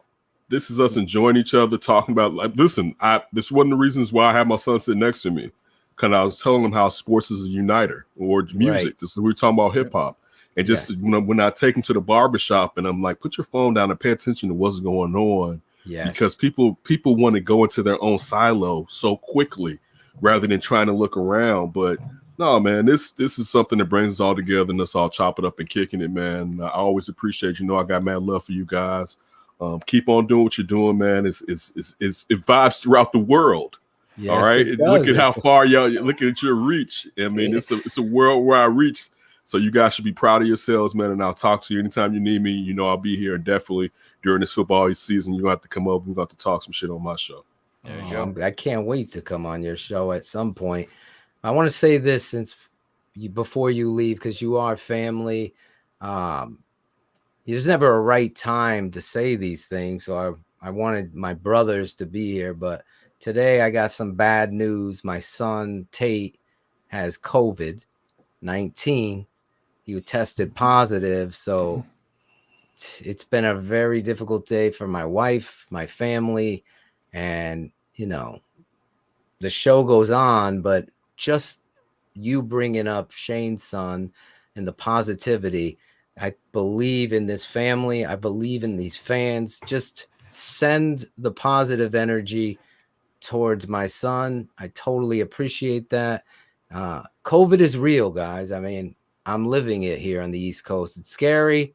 You don't know what to do, but be the best father you could be and just pray and be a part of that. So, and you brought up your son. So this is where it brought it, because I want to share this real quick. My son loves David Montgomery. I mean, he sleeps in his jersey. He's running around pretending to be him. And Daddy, I also love Justin Fields. So at 7 years old, he's trying to ask me for permission. I go, you could love them both. So when Justin Fields threw that pass to Allen Robinson and Claudio was there, so we're like, yes, the disappointment. Tate's jumping on us, and it just, he's in great spirits. He only can't taste anything. Just keeping it 100, transparent. He doesn't have a fever or anything. We pray that, but just keep us in your thoughts. This network has been a positivity. It's not a competition of who has worse. No. This is about life and education and constant truth being told on this network. We've all made our mistakes, but I refuse to not. So Kenneth, when I say I love Kenneth Davis, like, that's a real love that I've never met. I don't never feel like it's BS. I feel like it's straight legit, and it's back at you, to all of you. Speedy recoveries. Thank you. For everyone. Energy to your families. Give that young man fluids. That's it. Keep him going. We have to isolate the house. It's right. I didn't even think about that. Yeah, right. He has a twin brother, so his brother's he's negative. He's positive. So now they got to stay away. And to buy that second PlayStation for downstairs. I bought a PlayStation today on the way home. Snap. I'm like, Steph, I gotta get permission. That's daddy right there. I put I put it right on the charge. I'm like, I'm gonna get him a play. I looked everywhere. I was like, they're sold out. I found one in Bristol over by ESPN. I drove all the way over there on my way home, picked it up, brought it home, set it up. that's why I had to leave here during the show, because my wife's like, it's not working. So I had to go out there. Oh, tech support. I'm a Michael. I'm a Michael. Team Xbox. Well, all he knows really? is PlayStation. Oh, I'm really? PS. I'm PS. Team Xbox. Oh, Team Xbox. damn, Shane. We were vibing and you had to throw the whole damn thing away. Shane ruins everything. That's Hey, what he does. hey, We've always this is argued ruining about that. Cars is We've always a new argued convert to PlayStation. Don't let them fool you. That's right. At least now they can cross play. Yeah. Cross streams. Yeah. Yeah, now we cross streams. This is Ghostbusters now. That's a different. Cover across the street. Small bathroom. I grew up. Yeah. I feel you. Listen, I thought about that too, Shane. That man, My brother and my cousins. Playing Ghostbusters. Don't cross streets. Fuck my bathroom up. Banam. Yes. So thank you, Kenneth. You are a pleasure. Honestly, love having you on. He's Kenneth Davis. You could listen to him on NBC Sports Chicago Under Center podcasts. They're always killing it over there. Give them a shout out and let Kenneth know that you heard him here, because he already knows how much we travel, as you said. But the thing that separates Kenneth, as we let him go, and I say shout out to your wife as well, is that Kenneth always gives credit to everyone he's heard it from. And I stand on that. I said, if I ever make it and I'm the next David Kaplan or whatever, I will always make sure that I appreciate everybody that I see doing it the right way or saying it, and they said it first, and that's what I knew. You are a stand-up human being, a great man, and I'm glad to hear you're taking your son under your wing and saying, no, you're gonna watch this game, because I think it's history in the making now with Justin Fields.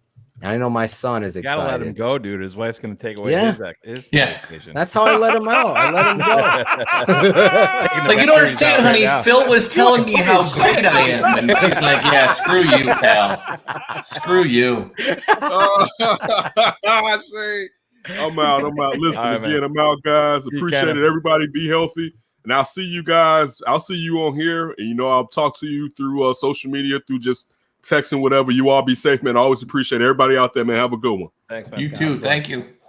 He's Kenneth Davis. Gotta love him. He's the man, the myth, Phil. legend. He had fire.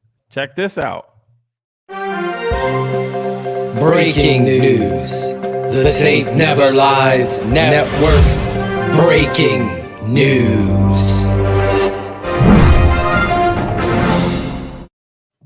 And this is actual major Really? breaking news. I thought you were breaking balls. Update from the NFL. Yes. The current plan is for the All 22 film to return this Friday. Thank you.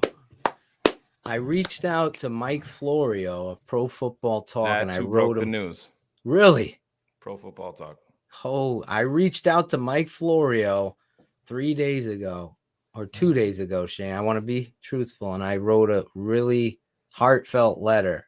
And I think it's a disgrace and a disappointment. We talked about this earlier, Especially Cars. with what we all pay for. I mean, that's the You pay entire for- that's reason the you're only paying for reason. Game Pass. It's the only reason. And They'd I have felt a class action lawsuit for money back if they didn't do this. Absolutely. I felt like they were saying, fuck you, America.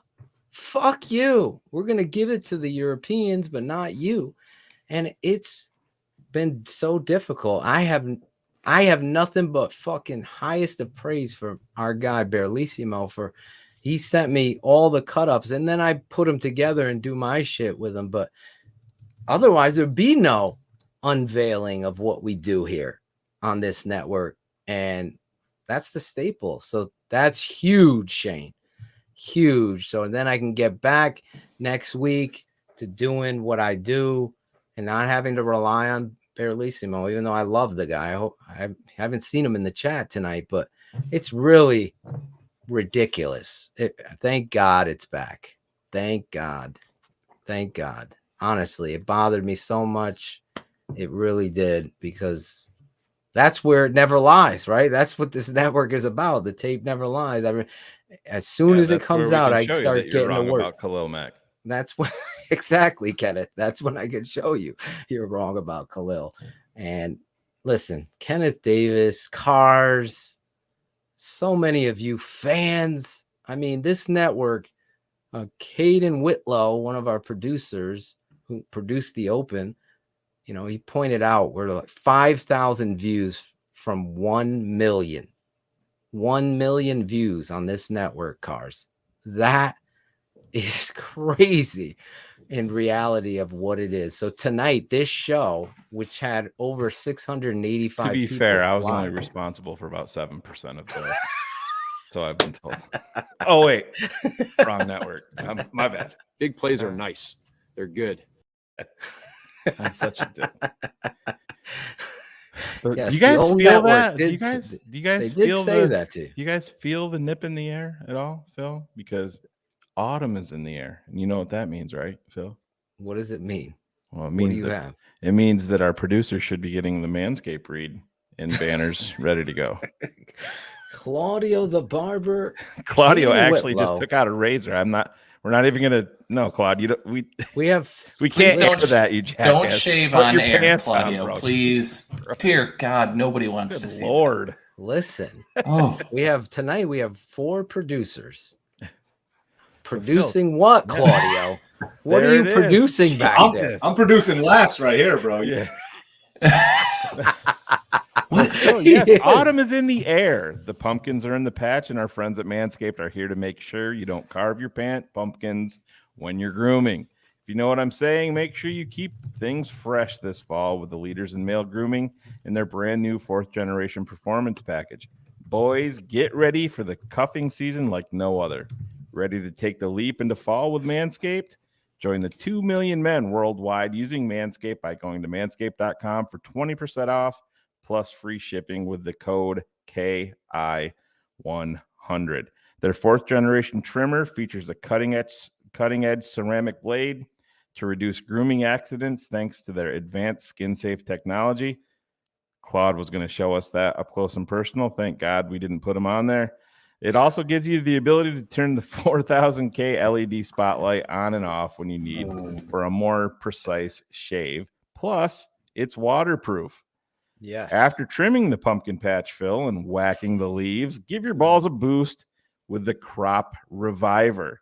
We know a 22-year-old that could use that, right, Cherie? Right, Cherie? What on God's earth is going? Cherie's on the prowl again. Anyways. And threw in 2 free gifts to their Performance Package 4.0, the Manscaped Boxers and the Shed Travel Bag. Get comfy on the home front and go this season. Get 20% off and free shipping with the coupon code KI100 at manscaped.com. That's 20% off and free shipping with the code KI100 at manscaped.com.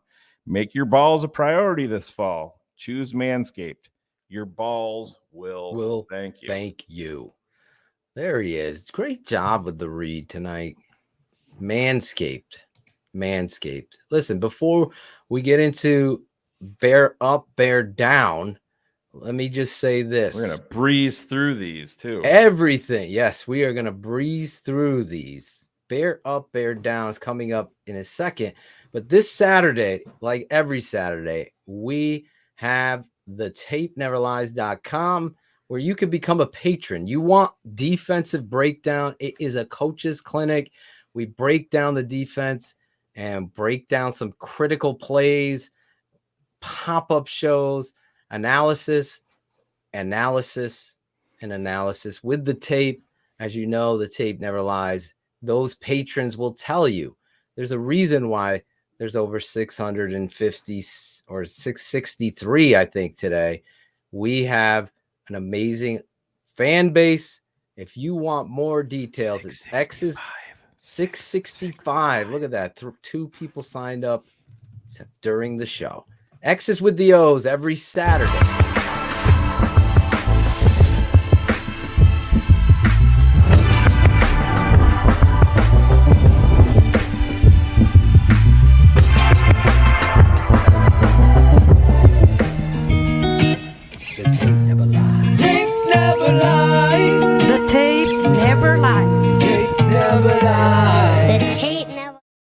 Tape never lies. That's why we do this each and every week.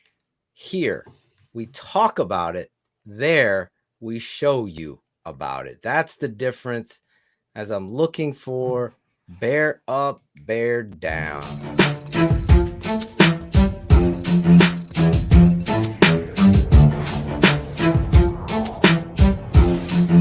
Philatogen, Shayne Marsaw, the Tape Never Lies Network. A bear up, a bear down. It's Draft Dr. Phil and the smartest man around. A bear up, bear down. It's Draft Dr. Phil and the smartest man around. A bear up, a bear down. It's Draft Dr. Phil and the smartest man around. A bear up, a bear down. It's Draft Dr. Phil and the smartest man around. A bear up. This week, Draft Dr. Phil and Shayne Marsaw, the smartest man. Bear ups and bear downs of the week. Bear up, bear downs this week. Every week we go bear up, bear down. Bear down is unlike the Chicago Bear fight song, which needs an upgrade. It is the negative. Bear up is the positive. We go around the table. We're going to keep it to us three tonight to make it go faster. Shayne, that's what she said. Bear, we always start with the negative. It's dyslexic in that way. It's bear up, bear down. Bear down being the bad player. Shayne, who's your bear down player this week? My bear down is going to be number 4. He had the chance to step up. He made some tackles, gave me a little bit of confidence, but man, how do you do that? Especially week after LA. Exactly. And then you're only going to make it worse when you're running off the field, essentially mocking the fans. All y'all thought I was done. Well, dude, you just made a ridiculous fucking play, and now you're looking for respect from the fans that you're mocking. So Eddie's got a lot of growing up to do.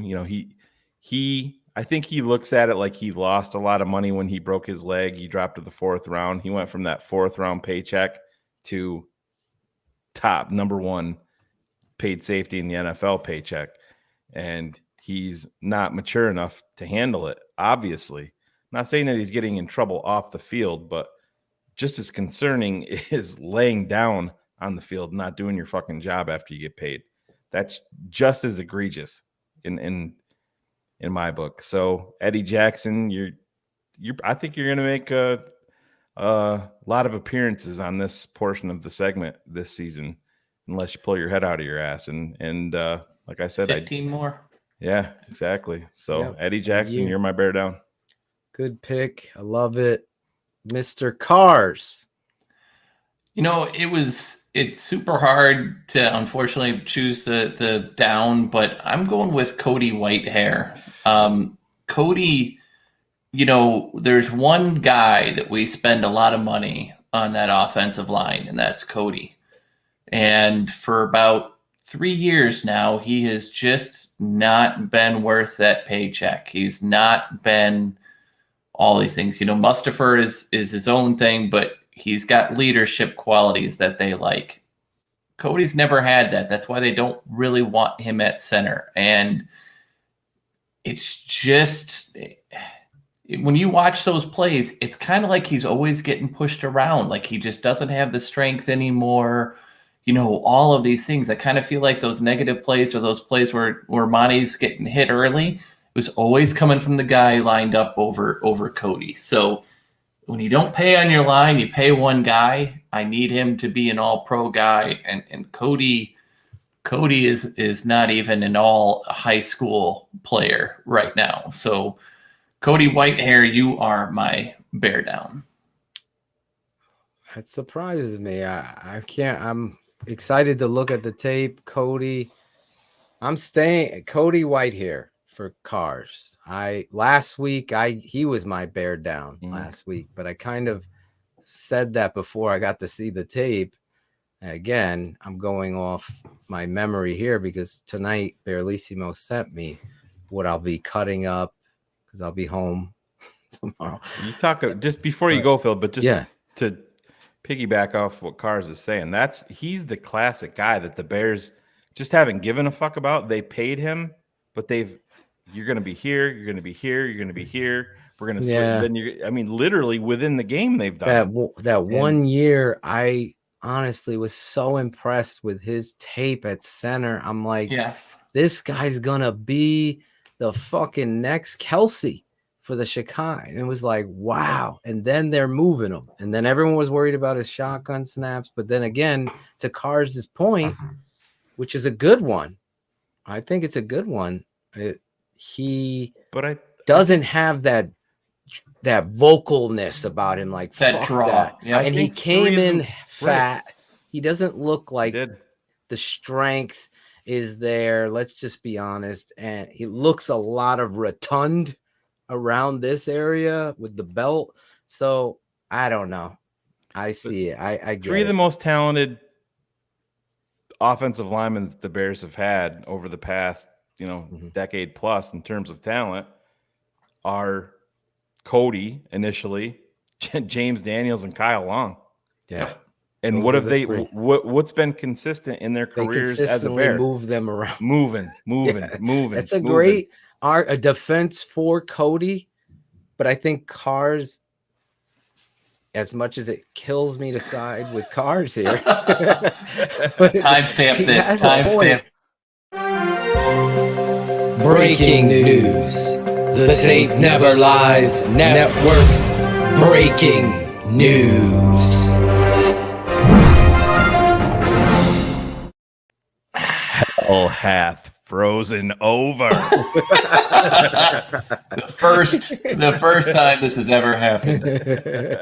There you go. So let me go with mine. I'm staying there on the offensive line. I see a lot of people going where I'm going, and I'm going to stay there because that's what I felt watching the game. Sam Mustipher continues to be soft at the point of attack. Now, soft as what? Fetty saw that get used this week.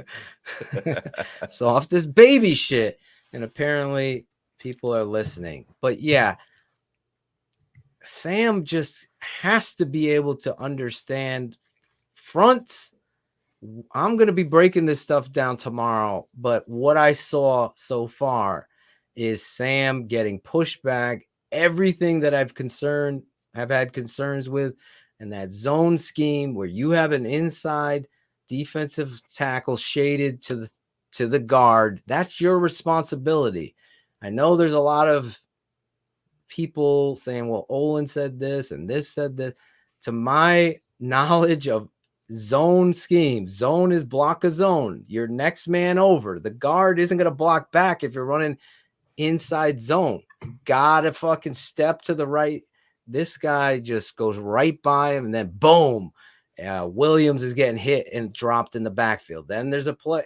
I mean, you saw it in the Rams. He's getting bullied backwards, standing straight up. He's got to be more physical and more. I can give a shit. Like, I've been around a lot of centers that are rah-rah guys. And huddle! Everyone over here is the huddle. They can't block worth shit. I don't care how much of a leader you are. This is at that position. You got to have a nastiness. Listen, you have to know. You have to know what the other people are doing. Exactly. And he doesn't. And to your point, like Justin is going to doubly need that more than anything. You need your center to be dead, at least know his role. That was my next point. Here is a critical play, guys.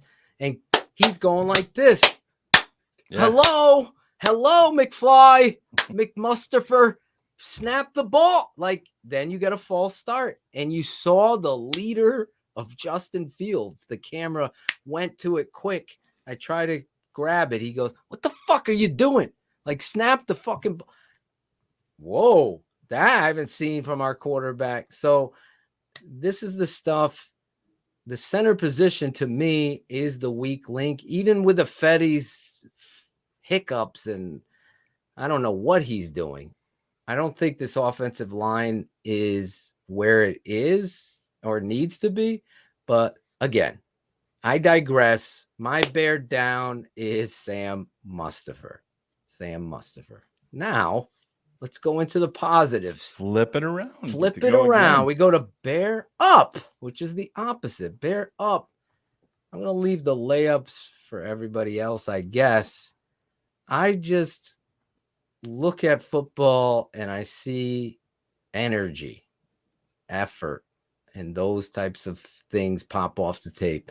I've been critical of people, and when I am, with JP Holtz, I applauded him. I'm going to take ownership. You do something different than you've shown me on tape, just like a great coach should. You point out, wow, look at this. Well, Jalen Johnson, to me, goes out there and lived up to the billing.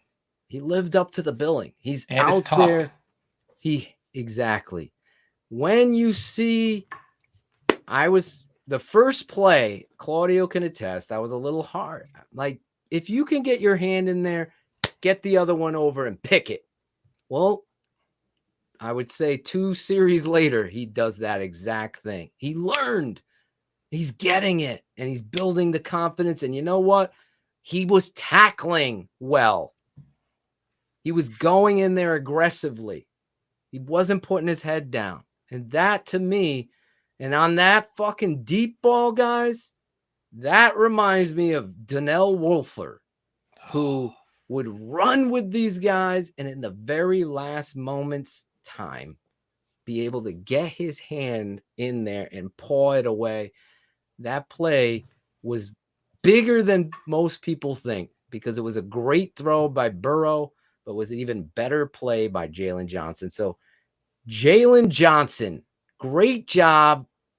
Way to step up. You are my bear up this week.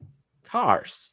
First off, you get bonus points for Donnell Wolford, who still remains one of my most favorite Bear defenders of all time.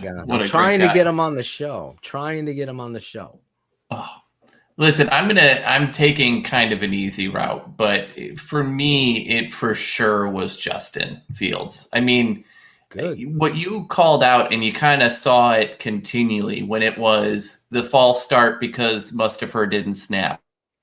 On the Allen Robinson drop, shortly after one of the Mooney drops, after Jimmy Graham couldn't block, again, using another former message board, couldn't block a bull rushing Estelle Getty or Betty White at that point with that block on the outside. It was just unacceptable. The way that he communicates, the way that he is on the sideline, the way that he's involved, the way that he's talking with everybody about what he sees.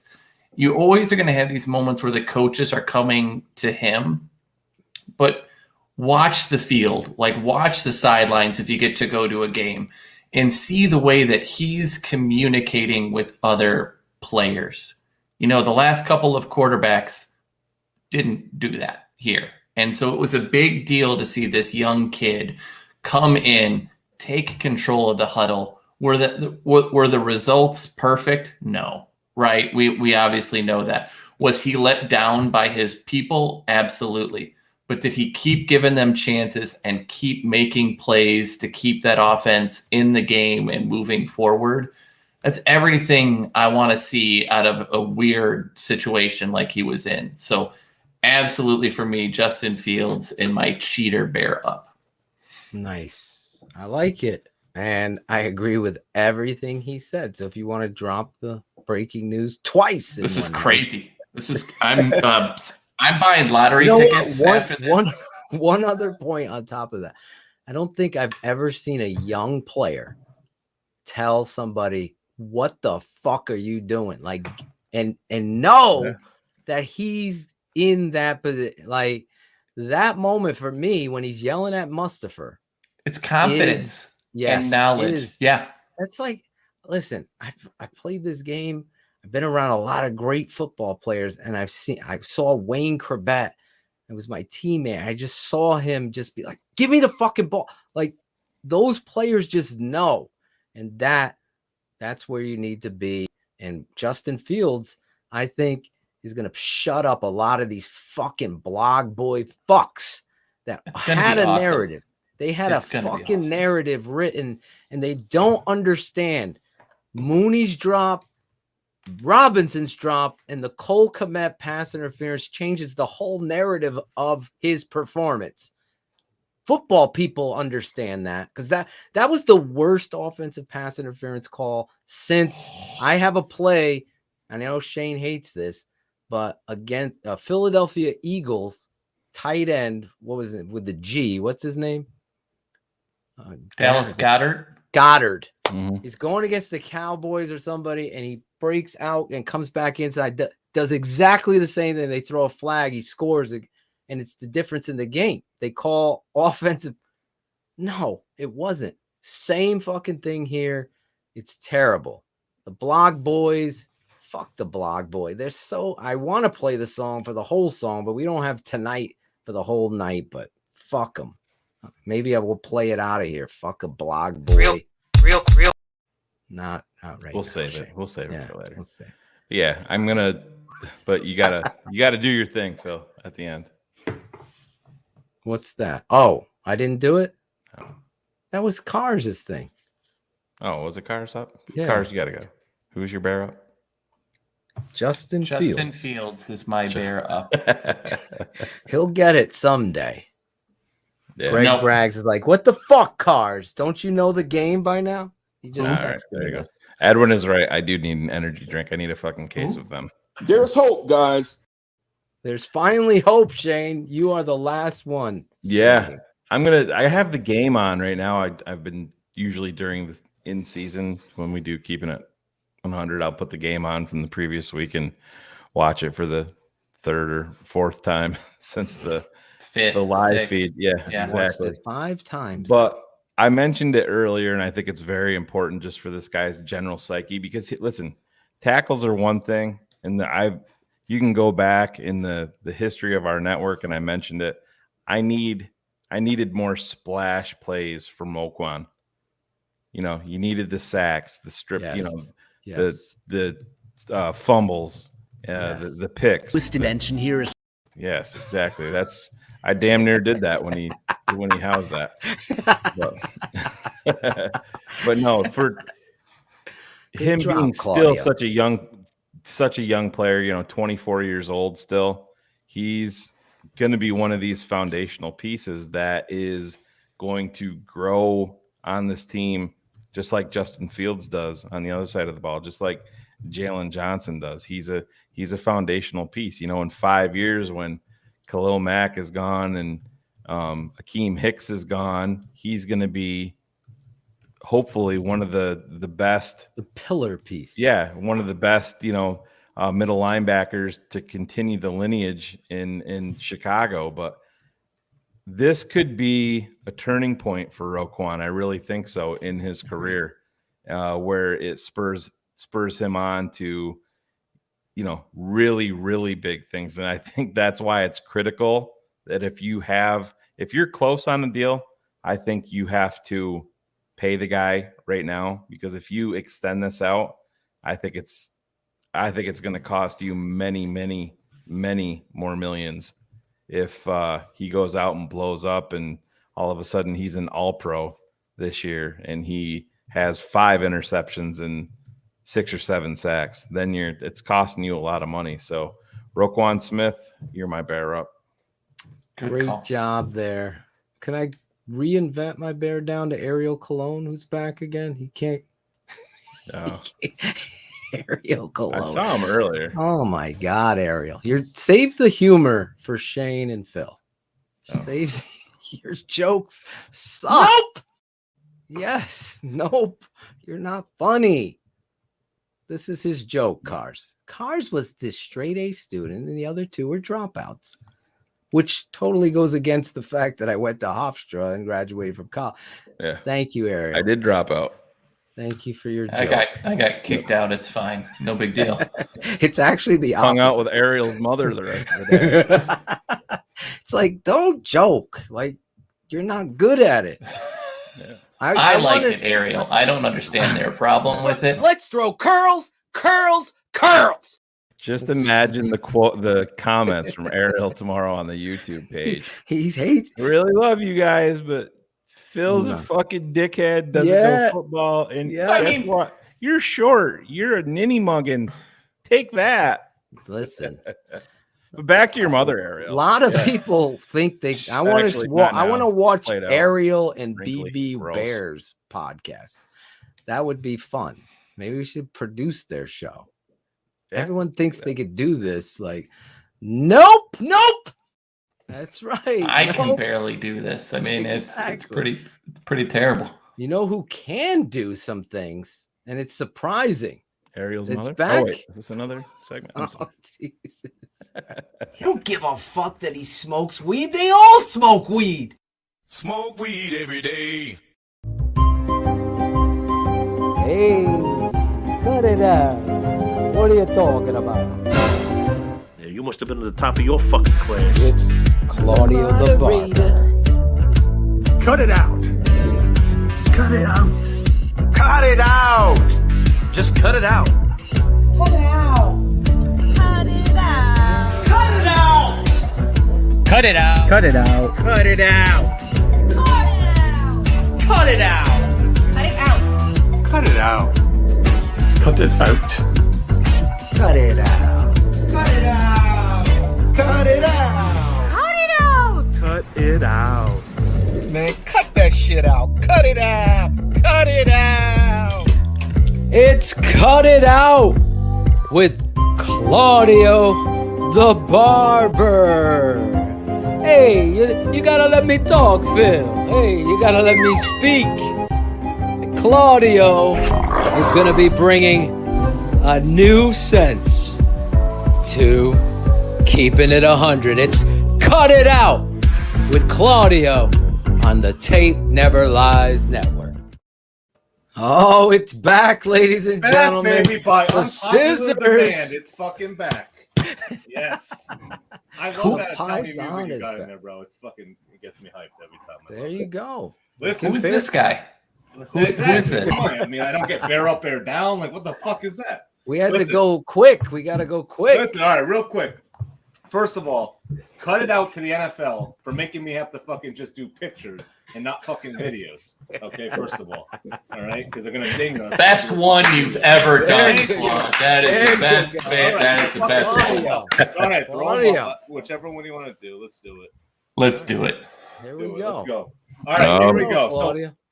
So, to all the fucking Fields, the guys, the fans that are saying Fields doesn't have it because he throws a fucking pick and he's not ready. Listen, this fucking play right here, all right, shows the type of fucking player he is. All right. Andy Dalton doesn't get this fucking fumble back. All right.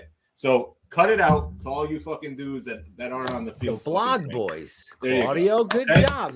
That play might have saved Shayne. That saved the game. Huge play. So that's a huge I never saw so many hands-on balls until that was another Stop. What? You're cut off. Somebody, you're cut off. Gangsters, what's up, guys? What's the next one? Let's see. Roll the dice. Let's go. Oh, Claudio, we had another one. Cut it out. We got four of them. We got four of them. Let's go. I can't see it. Cut it out, Claudio. There we go. Listen, this is a double cut it out. Ready? The NFL can cut it out for making this fucking a penalty. All right, a taunting penalty. This is not a fucking taunting penalty. But Gibson, bro, you know it's a fucking penalty, so don't do it. Just fucking walk away. So cut it out, both of you. All right? Maron. There you go. We took a small step back on that one, but small step back. You don't agree with those points, Cars? I agree with the issue is the stupid penalty. Absolutely. And he should fucking know, and they're not. No, because there were so many this week. There was so many players that do it. Yes, of course. I think but just have you went over the cut it out line with blaming Gibson because you defended Gibson in the first place. It's a stupid penalty. Ariel, there's no defense of, but for you. All right, Phil. You're right. Now we want to hear always what you want to hear, bro. You're right. All right. I'm Ivy League graduate. Here we go. All right, listen, bro. Cut it out. Alan This Robinson. isn't even the worst one. I know what's coming next.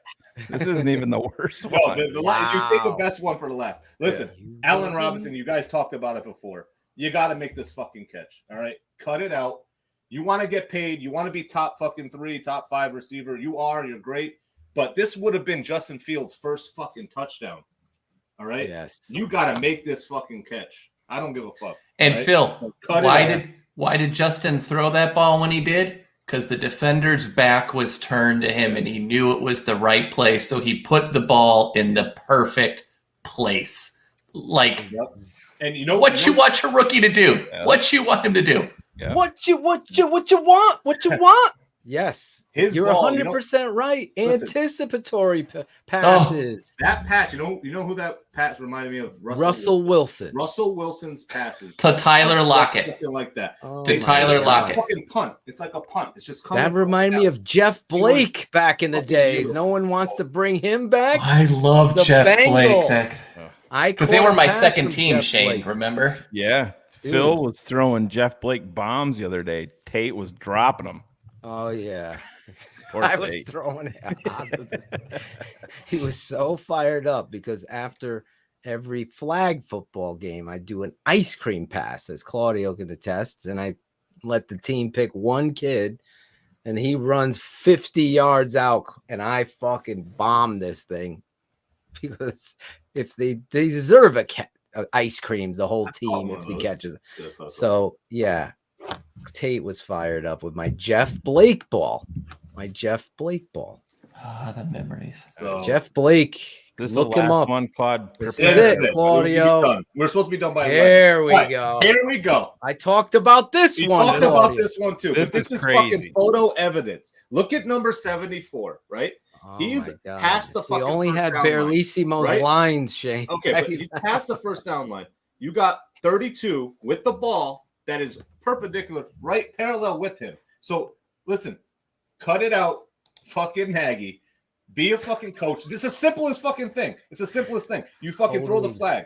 You throw the flag, and it's it. That's what it's for. You collecting them as a fucking souvenir. You fucking throw it out there. I'm going out Right? on a limb. So cut that fucking shit out. Claude hasn't used perpendicular in what, 12, I'm 13 saying the years? same.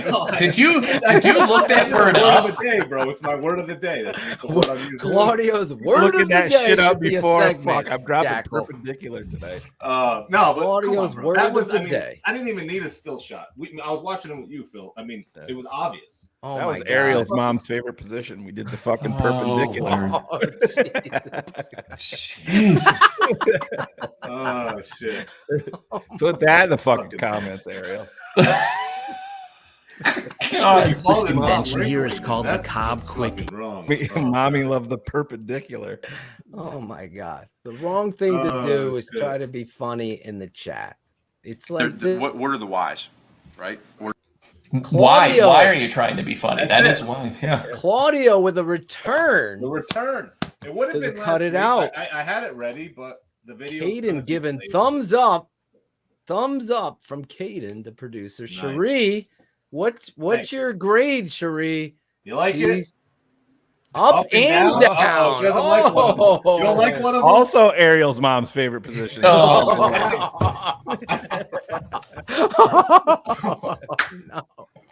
Nope. I think she's Let's giving me a throw thumbs curls, up. I fucked her curls, too many times. curls. Speaking of curls, just a teaser.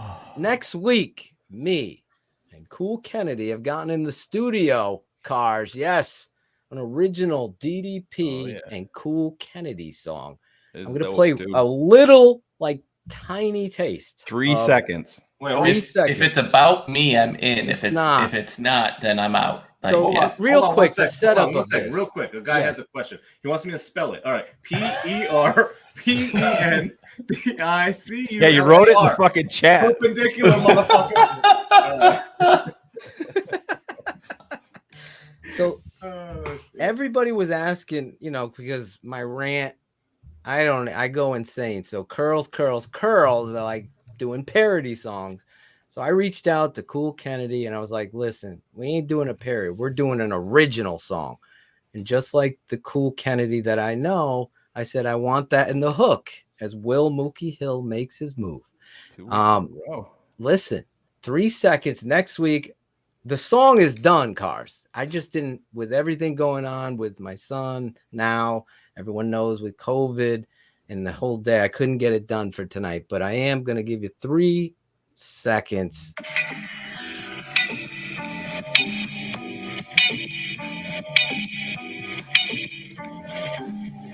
screen over here. Let's curl.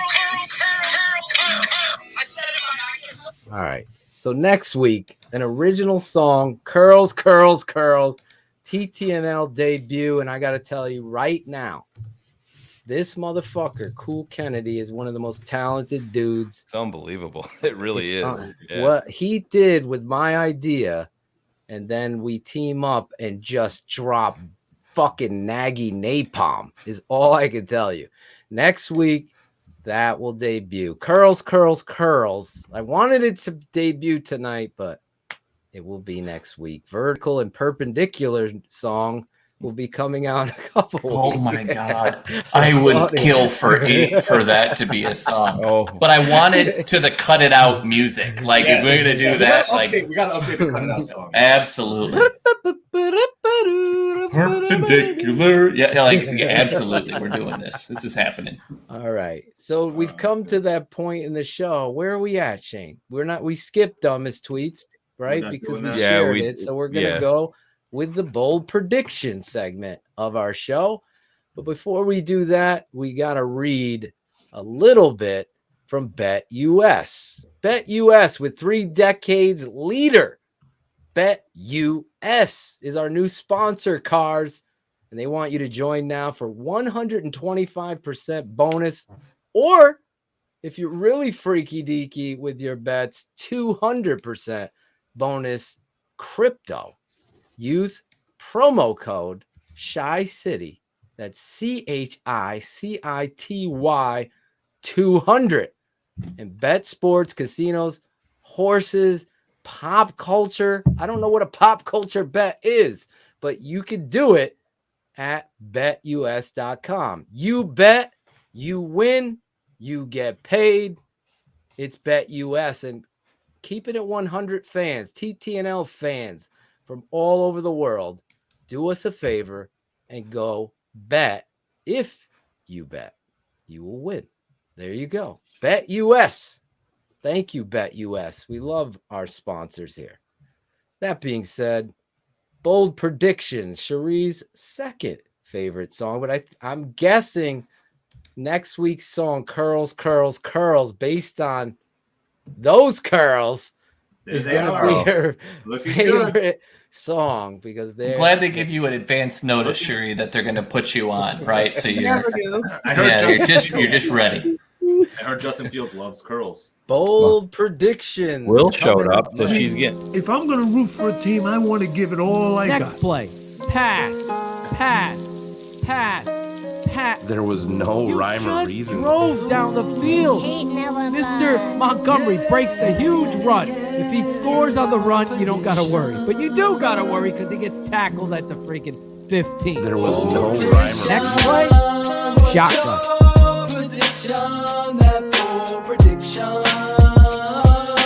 The tape never lies. Bold prediction. What's your prediction? What's your prediction?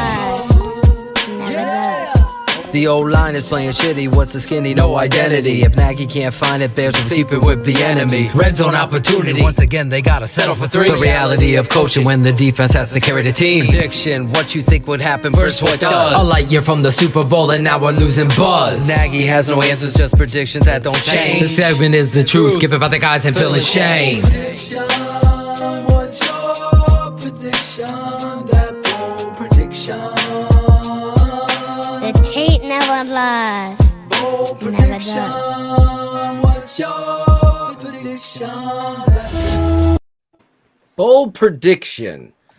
There we go. What is your prediction? We got the whole Brady family here. Jackal bounced, huh, Shayne? He's got some stuff going on. What's good, Bears fans? Here's something that I think you might have missed from Sunday's game, but just put Jason Peters here. Gotta love that. Looking for work. Just a little thing that some people might have missed. I didn't. Told you. You were right. Bold prediction by Shayne. There it is. He knocked them out. Couldn't you listen to George say the name Jason Peters all day long? Yes. George Barlissimo. Jason Peters showing some toughness. Who would have thought? Claudio, we're going to start with you. Start with me. the All Barber. right. All right. So we start with the score of the game. Yes. So I will listen. I'm all in on Fields, man. I think the whole team is gonna fucking rally around this dude. And I think a week with the ones, the offense is gonna click. So I'm saying a big win on the road. I'll say 27-20. 27-20. Chicago Bears are 2-1. 27-20 Bears by Claudio and the Barber. Jackal, I know you're not here. You wish you were with us. Write that down. Make sure we keep track of these things. All right. What's your big bold prediction? Darnell Mooney? He let her down. And listen, Tate, you said Tate loves Fields. He also loves Mooney because of me. He does love Mooney because of you. So listen, I'm going Mooney scoring a touchdown over 100 yards. There you go. US. Over 100 and one touchdown. Yeah. He would have had that last week if he enough? didn't drop the touchdown. Well, it is bold because we haven't seen it yet. So, so that is let's hope it is. 27-20, Darnell Mooney, over 100 and a touch. Yes. Tutty. Cherie. Yes. Your bold prediction for the game and your bold prediction of what's going to happen. So, I mean, my score is kind of a bold prediction since we very rarely hit this. I'm predicting Bears win 30-17. 30-17 Bears. How many of those touchdowns are defensive? Because that's the only way we reach I do 30. think we'll get one defensive touchdown, but I do think Justin's gonna light it up. And my bold prediction is that Montgomery will hit 200 yards rushing. What? I think we're gonna 200. 200. Fuck, he can. 200. 22 carries. I bet you got that right. The way he's running. Look at your what would that be? Romeo over there? 20-17 Romeo's predicted. Right here. Renaissance 27-17 Browns, he says. 31-24 Bears. Mikkel. Mr. Caden Whitlow. Happy birthday, first of all. Thank you. Oh, happy birthday. That was last week. Oh, what'd you do? Steal all then I Jackal's take books? that back. You I steal take it all back. Jackal's books? Yeah, I replaced the books. Jack wasn't here. I had to find them. Those look like actual books, though. There it is. Yeah, I actually read them. Jackal just has the picture. I like how Caden chews gum and pushes it to the front of his mouth when he talks on air. Yeah. Thank God you're not an old man. Maybe next time yell at Caden to get off your lawn. Maybe that would be Get next. off my lawn. Get off my lawn. Listen, 200 yards rushing by Montgomery is the boldest prediction. I will be so happy, Cherie, if that's right. You can bet on that at BetUS. I will be getting in account. 200%. Use that code. Caden Whitlow. Did you just say 2,200%? 200, I said. Okay. Don't want to piss him off. Okay. Caden Whitlow. I'm going to say 35-20 Bears. 35-20 Bears. Wow. 35-20 Bears. Laz got 42-39 cars in overtime. That's like, I haven't seen that ever. That's two games for us, Yeah. right? Yeah, I haven't seen that ended- ever. 42. If That that might be happened. 3, sadly. Let's be honest. When's the last? Someone give us the last over 35-point game the Chicago Bears have had. I want that in the chat. All I could think of is the Minnesota game where Alshon Jeffrey went off, and I don't even think that was 40. And we lost that game.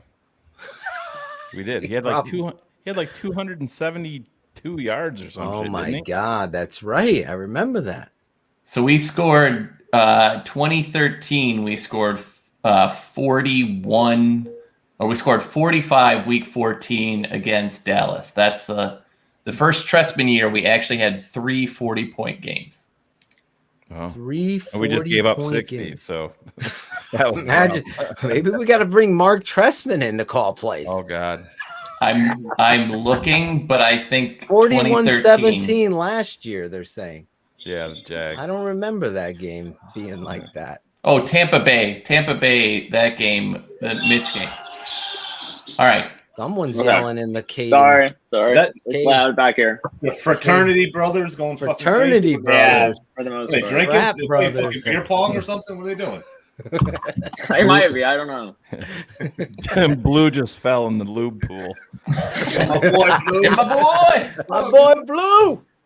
What's your bold prediction for the game? I'm gonna say Cole Kmet is 70 yards and a touchdown. Justin Fields is gonna give him all a boost. Wow. Nice. That's Like in one play, 70 yards? Or No, is it just gonna like get total for 70? the game. I got you. I wanted clarity. Yeah. Clarity. So I stand corrected. 41 points against the Jags last year. I don't even remember that. Week It was 16. that Mike Glennon revenge game. Yeah, it's Oh, That's yeah. first career touchdown. I think he had the first one, didn't he? There you go. Jags game. I believe so. Cars, your bold prediction. Well, I'm there's not a lot to be concerned about in the passing game, although Anthony Schwartz for Cleveland is going to give me nightmares all week to see somebody match up with that speed. But it's really going to be him and 3 tight ends basically the whole game. So I'm still never going to be a believer in Baker Mayfield. So I'm going to predict that the Bears win 21-13. My bold prediction, though, I think is going to be that Mario Edwards comes back and gets 2 sacks of Baker Mayfield. Now, are we getting, I like that. Are we getting Goldman and Edwards back this week? Gotta Or see is the Goldman injury still report. up? Goldman is No one potential. asked about him today? No. I think they don't want to ask because they're not going to get an answer. Okay. Was he on the injury report? Yes, he was limited in practice, but he practiced. Okay, so there is hope. He Gary. did that last week though too, and then Oh. yeah, he was limited last week, and then did not participate, and I will gladly see Cars's prediction come to fruition.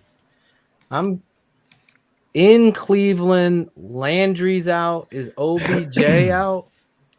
Odell Beckham Yes, Jr. is out. most likely, yes. That kind of like sets up for me to go off course. Justin Fields, I think, overcomes Matt Nagy. There's hope, as Gary Williams said, for me today. I believe the Chicago Bears 24-20 over the Cleveland Browns. That's my prediction. My bold prediction is Khalil Mack has not 1, not 2, but 3 sacks, a strip that is picked up by Jalen Johnson, and he takes it to the house. How big of a prediction is that? Bold prediction. So 3 sacks from Khalil Mack. Me and Shayne Call you say, Nostradamus if that fucking shit comes we true. start knocking on Kenneth Davis's door and say, "Oh, Kenneth, Kenneth, Khalil's back." And there you go. Shayne Marsaw. I had it 24-20. Where do you got it? yeah, the Bears are going to score some points. I feel like I think they're going to be inspired by number 1. Yes. I think we're going to see a lot of that upside that we have been very, very excited about since April. And I have the Bears winning this game. Bears 21, Cleveland 23. Bold prediction. Bears are scoring some points.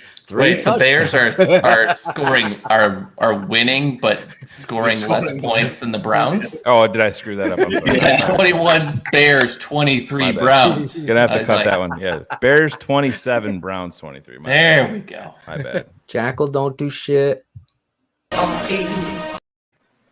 Ariel's mom, all that talk had me flustered. Oh, geez. Yeah. But my bold prediction, we are going to see a 50-plus yard touchdown pass. Oh. Yep. Do And you it's going to have be it? Who's it going to be, Claude? That's who. Not I Darnell think. Mooney.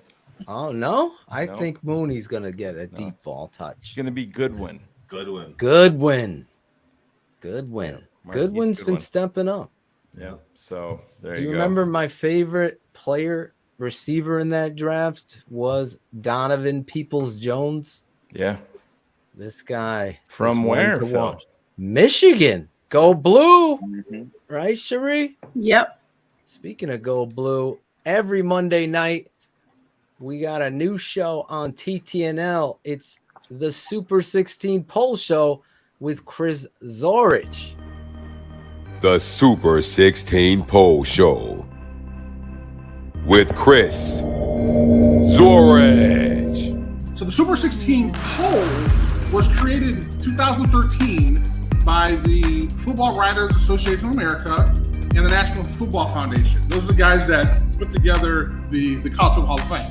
So I've had a chance to do a lot of events with them, and this is one of the events. So they've allowed me this year to partake in the poll show. So we decided to kind of create something a little different. I'm going to be keeping it 100 to give you full transparency on why I'm picking who I picked. But there's so much that goes into two teams playing. So if you're just tuning in, this guy loves the game. He leaves bias at the door, and he's, obviously Notre Dame's beating in his heart, but he's going to keep it 100. The Super 16 Poll Show. Who will be number one? Every Monday night. Exclusively on the Tape Never Lies Network.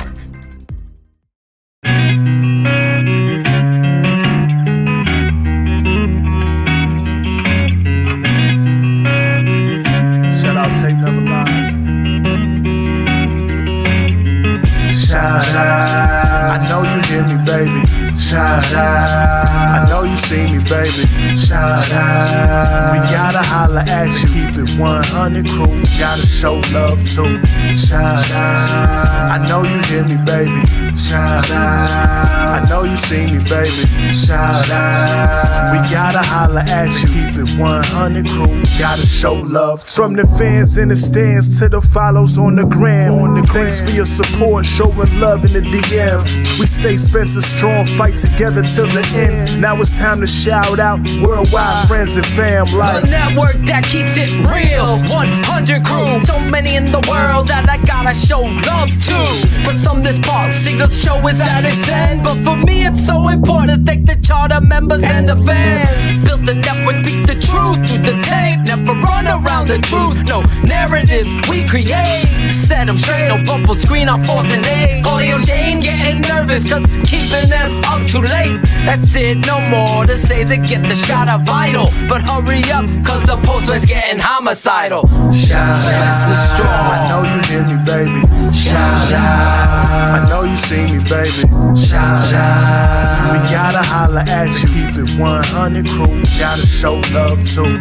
Shout out. I know you hear me, baby. Shout out. I know you see me, baby. Shout out. We gotta holla at you. Keep it 100 crew. Gotta show love too. The network that keeps it real. SPENCERSTRONG.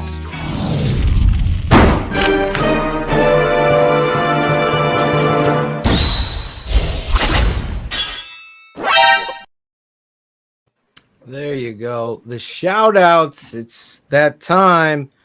And what better way to shout people out after a victory? The Chicago Bears, Spencer Strong, Riley Strong, get well Tate. There you go. Claudio, we start with you. Actually, we'll start with Cherie. We'll move her up to the top.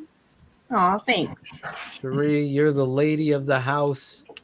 Gotta have some manners, right, Ariel? So let's go with Cherie first.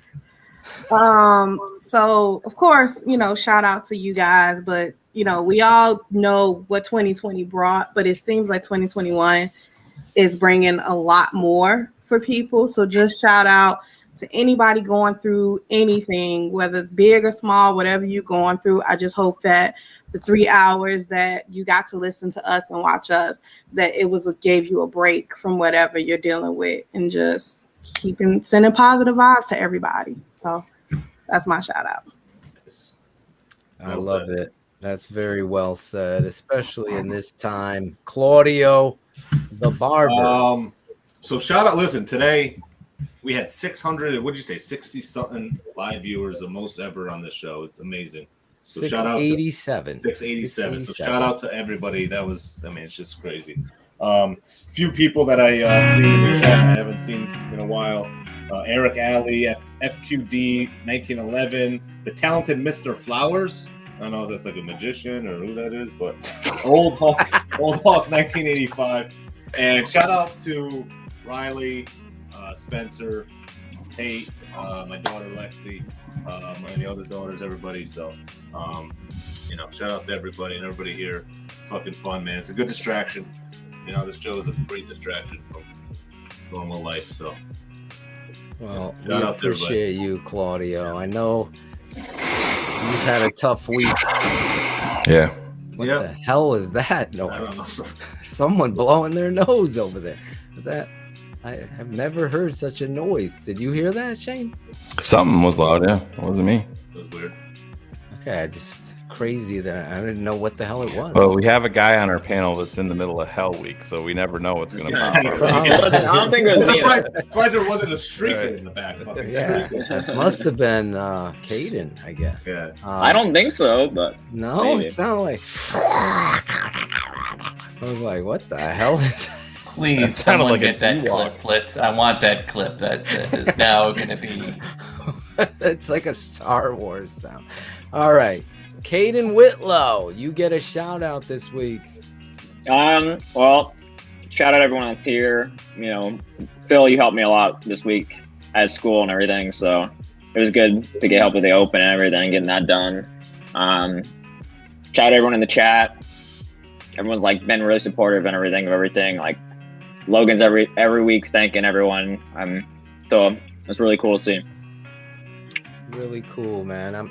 You were a young kid and you reached out to me and Shayne, and you wanted to help out and put your talents to use, and you've been amazing here. I can't thank you enough, man. Thank you for everything that you do for the network and being a part of it. Every little fabric, as Shayne calls on the Bears, fabric players right here on this network, everybody matters. Everybody is family, from the fans to people like you, bro, that are stepping up and making some cool graphics and putting things together. So I'm shouting you out. Cars, you got an amazing adventure with your family. There's nothing better. In fact, you inspired me. I said before COVID, Keepin It 100, that I gotta bring Tate to see. Devin likes, but he's more into Fortnite and whatever, and then run out when me and Claudio and Tate are all jumping up with Roquan. Then Dev comes out for the high fives. He's that guy. Tate lives it, breathes it, and just to get him there to see it will be every commercial we're throwing the ball with him. A father moment for me. So I gotta. But you inspired that. I saw you and your daughters there. Obviously, your daughter's throwing shade at Greg Braggs. That was in the open cards. It's in the open. That video you posted, her smile at the end of it was fucking beautiful. Oh my I mean, is there any doubt that evil grin is 100% mine? That's going to cost you a lot of money, bro. Oh. That smile is going to cost you a lot of money. Claudio, she just came home today and it's like, Chase has a crush on me and I have a crush on him. So yeah, that's gonna start costing me a whole lot of money. Get a pit right bull, now. bro. They work. Yeah. Pit bulls work. Pit bulls work. Oh, it's terrible. There you go. But no, that was that's my first. I asked Aubrey at that point if she'd be interested to go, and she's like, I totally want to go. And I may have shared it, but she's got a foam finger. She's waving it all game. She's going crazy all game. So, well, for 3.5 quarters, by the fourth quarter, she's like, "Can I watch YouTube?" But I'll take what I get. So my first shout out is definitely to her. You might shout out Jackal now. Jackal is my other hero right now for the comment of the day. You know, that is what we do. Just end the show with that one right there. It's Steven Johnson end broadcast moment. If it is the Karstensons in the stands, I could guarantee you it's gonna be all four of us every time. Jackal. So Jackal gets my win, but everybody, as Kate kind of said, everybody in the chat, it makes it a lot of fun because sometimes you throw out ideas or questions or everybody's so warm. Logan is insane, but everybody else is extremely wonderful, and so that's really where I'll end it. Really well said. I want to shout out all of you guys that were on the show tonight helping produce this. Like Cherie said, the show must go on in the storm. You got to step up in the pocket, like Rich. My boy Richard said, with Shayne everybody's dealing with something, but it is therapeutic to get on here with friends and family that you consider. Maybe you've never met them, but you know them. You know who we are. I sometimes I get disappointed, and I told Shayne, like, sometimes you just got to praise the people that actually appreciate the hard work and the humor and how it comes naturally and all of the breakdowns that we're giving, and stop focusing on the troll ass haters. It's hard because we're just built to confront the bullshit because we're Bears fans. So my shout out goes to all you trolls tonight that make us better. You make us better. I know the blog boys, you steal us. They know what time it is. They know where the best place to get the information is. So I'm going to shout you guys out. So with everything that's going on in my life and everything that's going on in Shayne's life, Cars, Claudio's, Cherie's, you guys only make us better. Obviously, you're the bottom of when we step over you to the end zone because the 100 crew is the celebration. You guys in the chat tonight, take a bow. As Claudio said, all 687 of you, amazing. We're almost at 1 million views. Let's make that happen. I know it will happen this week. It's the best show covering the Bears, bar none, and the best post-game show. You guys all know. I'm not even going to run the promo. I'm going to run the promo as we leave. That's how we're leaving tonight. Bears Hour Live this Sunday, right after Browns Bears. Shouting out Kenneth Davis as well. What an amazing guest and person. Keep positivity, as my father said. Even you trolls, try to put God in your life. Put positivity in your life. Be like Matt Nagy for once and say, for sure you'll do it. Pay attention how many times he says for sure. Anyway, that's my shout outs. I was hoping to end the show at 11. It's 11:49. That's the story of our network. Shayne, Marsaw, wrap us out of here. Yeah, no, real quick, you reminded me when you talking about the bottom I instantly thought of Ariel's mom, so I want to shout out her. Oh, She's had a she had a tough night today, but anyways. No, on a serious note, we got some good news with my son today. Phil, I shared it with you. I haven't shared it with anybody else yet. Amazing. His head doctor of his oncology team called me, and she said part of this process as we move forward, because everything's been really positive with Riley in terms of how he's reacting to the chemo.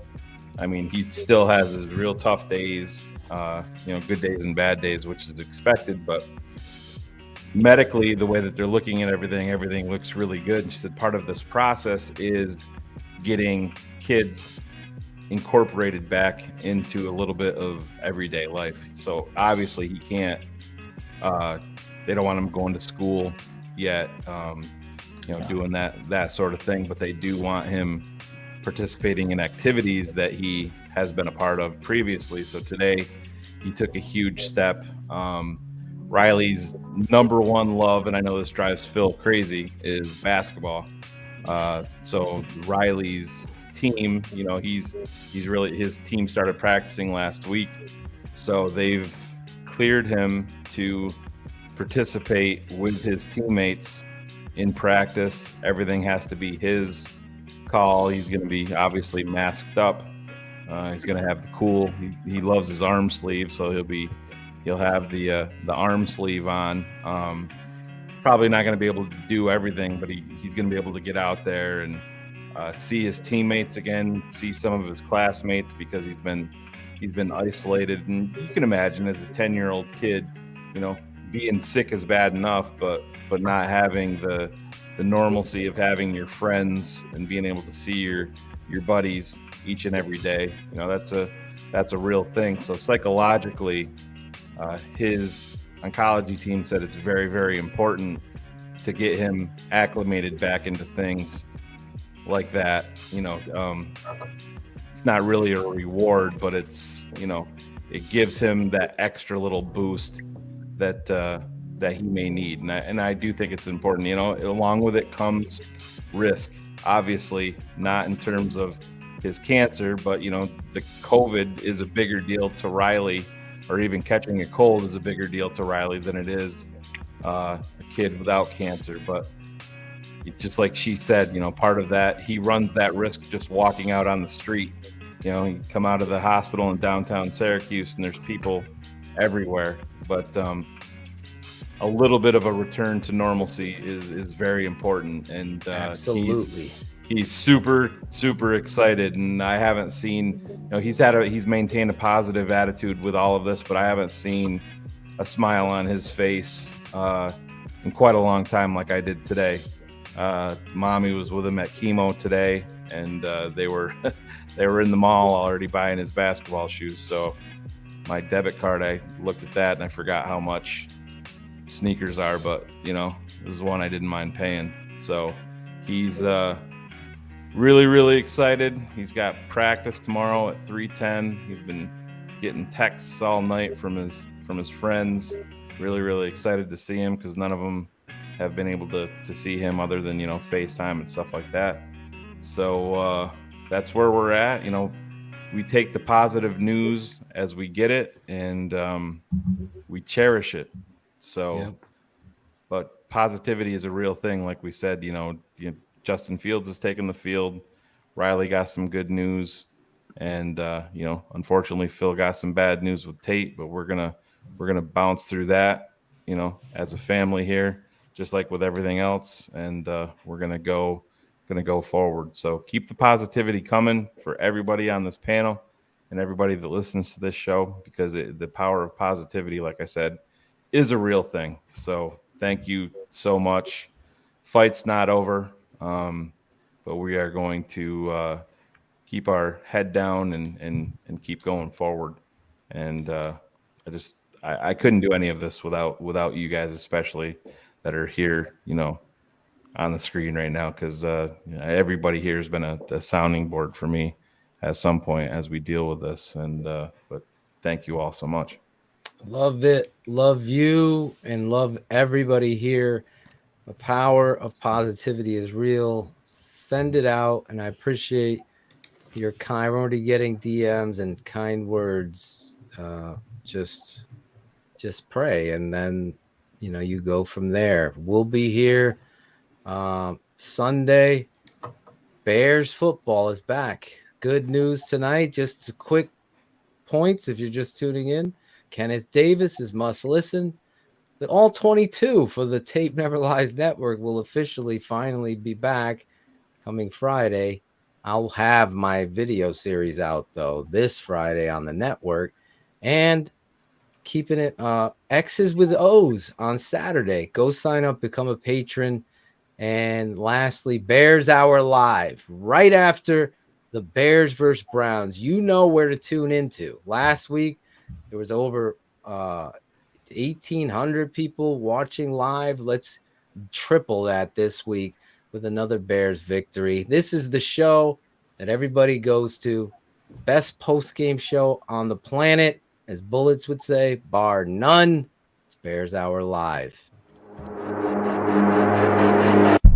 Bears Hour Live.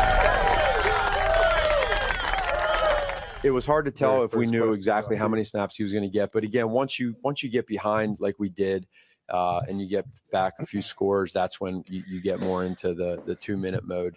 That's probably why there was a little bit less. But yeah, who knows? I think that for him, the times that he got in there, that he did well, and being Coach, his first you're putting game, a quarterback in for Andy one did fucking a play. good job too of helping extend some of those drives and us going through helping that a whole young how it's quarterback. gonna go. But, Sorry. we'll continue to keep growing with that stuff and see what we want to do with that. But I was raised in a football household knowing that the team is a reflection of you. How you set your team up for failure is to not have them prepared on every level.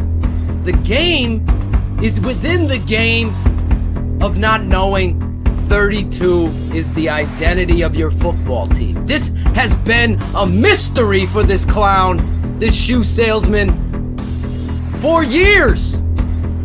Since 32 was drafted. It happened again with Jordan Howard beforehand. Say what it is you want. Running the football is the penicillin to having a limited quarterback or any kind of offensive success. There is no identity because you're afraid after a 41-yard game. You don't take Barry Sanders out. You don't take Walter Payton out. This might be the longest rant you're ever gonna have from me, because the reality is the guy that's calling plays is not a good play caller or a leader of men. Now we could go back, defense, offense, special teams, quotes, competition. Shayne just talked to you about politics. A great coach takes number 4 and says, "Get the fuck off my field! You didn't come here to play and embarrass the other 40 guys out there." That's what a coach does. Accountability. You want to tackle good? You do it in the fucking preseason! You get every fucking guy, every starter out there, and you tackle live. You get, quote, calloused up. But instead, we get bubble wrap. Why? Why are these guys getting hurt? Because they're not used to the speed of the game. Not for one series, not for 2 series. Because a wise man taught me, you only go and get better if you go full speed. The Bears on these dig routes against the Bears defense, it's over and over and over again. If there's a 3rd and 14, they're going to give up 17, and the guy's going to be wide open where? In the middle of the field. You have the remedy to your offense.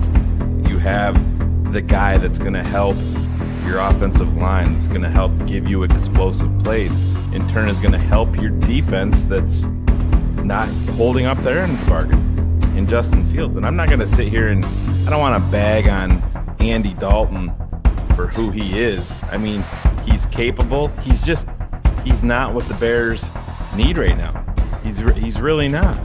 You got to put this kid out there and let him go, let him learn, let him see the different coverages, and you're going to be better for it in the long run. I mean, if you're handling this kid with, you know, little kid gloves at this point because you're worried about ruining him, that tells me you don't have a whole lot of confidence in your coaching staff. Now defensively, my God, you got great down linemen, but you know they look like the calls were ridiculous. I mean, to me, those guys should be playing straight up, and they can handle their own. Exactly. You're taking these guys and moving them, and they're getting big plays because you need to. I just don't understand it. You know, at basic football, you got to play basic football. Then you can do the other things. You got to show your players that they're good enough to do that. And I don't know that he even believes they're good enough to do it. That's my feeling. Borum gets hurt, if you remember, on a gimmick play with a fucking shovel pass to Allen Robinson, of all people. It's the same shit. You got to get these guys out of the box. You're getting a great run game, so throw the ball on three. You know what? They didn't even attempt it, Phil. That's the problem. How many times did we talk about you don't even have to complete the pass, but it's going to keep them honest. You brought in all of this speed, and you didn't test it one time. Not one. And I agree with that one. That makes what David Montgomery did even more impressive. Exactly. That's